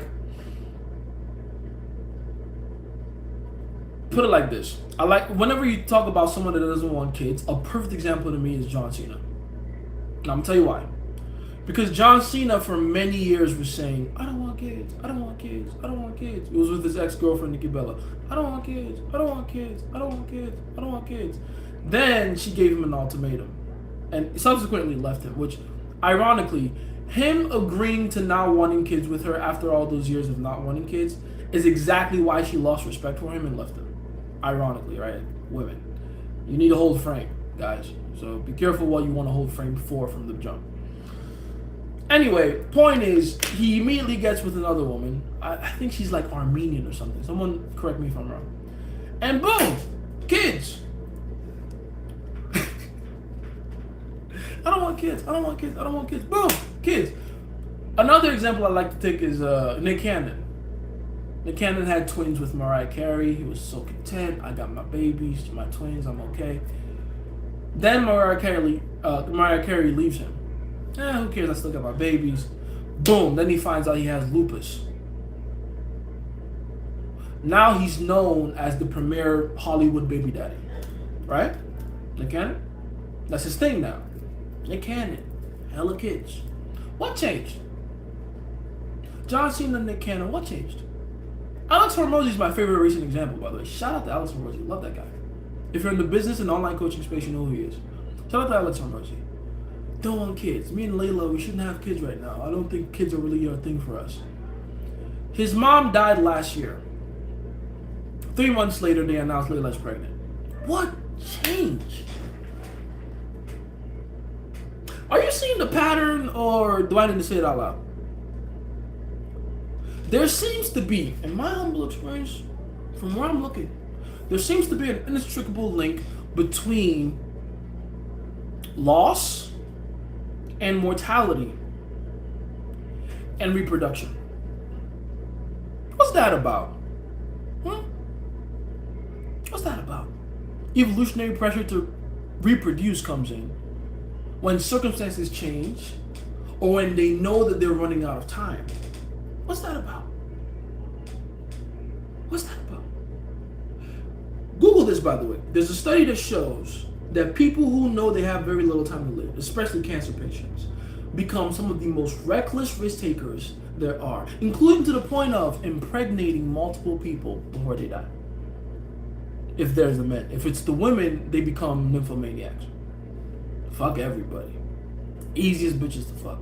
A cancer bitch? I've never done that before myself, but I heard. Right? I have people in the industry that told me easiest. They going. They're not gonna be here long. At least they think. So, get it while the going is good. What is that connection?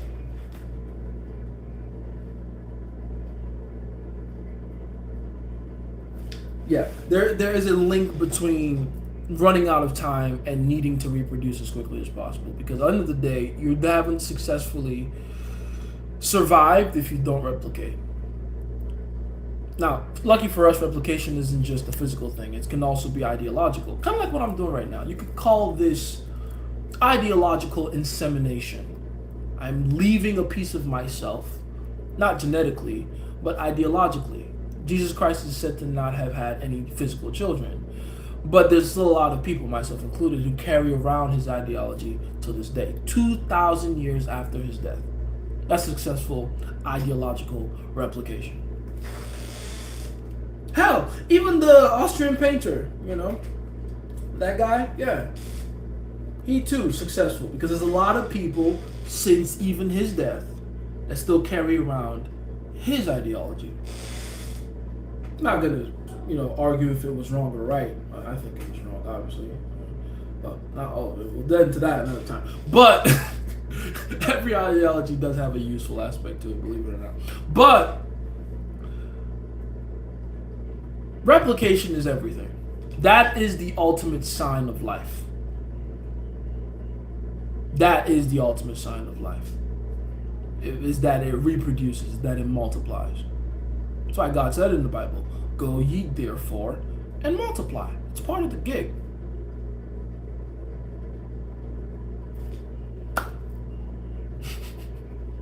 That goes for grandmas too. Yes, it does. Funny enough. It's how weird is that? You're said to be dipping in your hormones and hormone production in your old age. But whenever the opportunity for sex is viable, studies have shown that there's a massive spike in sex hormones for old people who shouldn't have active glands. Crazy. Grandpa, all of a sudden massive shot up in testosterone. Grandma, estrogen goes up, testosterone goes up. It's crazy. Alright, we're getting too gross. Let's get back to... Oh shit, I had to go 30 minutes ago. Oh fuck. Okay, I'll get a few more questions, then I gotta bounce. I have to bounce. I'm studying. For those of you in my school group, you already know we'll meet there tomorrow. For those of you that are not in my school group, probably won't see me out here. I'm sorry, but the school community has priority. Let's see. If it's possible to absorb energy from people, then how does that function on mass scale? Ask Michael Jackson. He was one of the best at doing that. Ask Drake. They're great examples of that. They're both like you, Billy. Go do some research. They're good at directing the energy, absorbing and directing. In terms of YouTube, what is the extraction process like there? Extraction process? What are we talking about when we say extraction process? Now, she always says when I say that, she says take off your joint. That's funny. What do you think about doing online college so that I can keep my schedule open for Muay Thai? That works. Why not? It kind of makes everything easier with what you're juggling right now. Do you have any more game in terms of e-commerce? Why did you stop? You would be rich, Loki. I can't complain. That's one. I'm not going to talk too much about my personal finances, but I can't complain. Also, e-commerce, the biggest advice I will give you is don't go into it trying to sell a product. Go into it trying to build a business. All the people who actually outlasted the e-com trend era and actually were able to build substantial shit that they were able to either sustain till this day or sell it for a massive exit are the people who actually built a model, a system. Right? So not just... when you go into dropshipping especially, you're only ever taught the customer acquisition aspect of it. You're not taught all the most important back-end parts of it. Like, that's why I got out of it. The profit margins were razor thin, but looking back, the profit margins were razor thin because of what I was trying to do. I was trying to get rich off of an attraction offer. You don't get rich off the attraction offers. You get rich off the loyalty offers, the back-end offers. The attraction offers are to get as many customers through the door as possible so that you can then begin the nurturing and back-end marketing process. Right? That's I would say the best, most successful e-commerce thing to do right now is anything that is monthly subscription.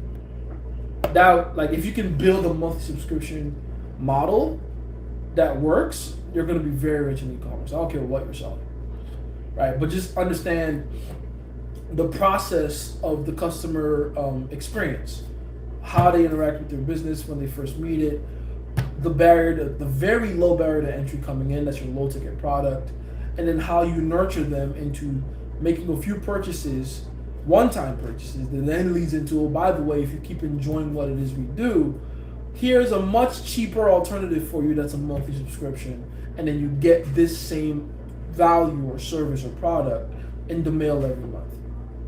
That is how you sustain it going forward. Like, I'm subscribed to BarkBox for my dogs. Perfect example. For those of you that want to see what a good e-commerce business looks like, go and subscribe to a BarkBox. They have a great attraction offer, which is, I think you get like the first month free or something like that if they're still offering that.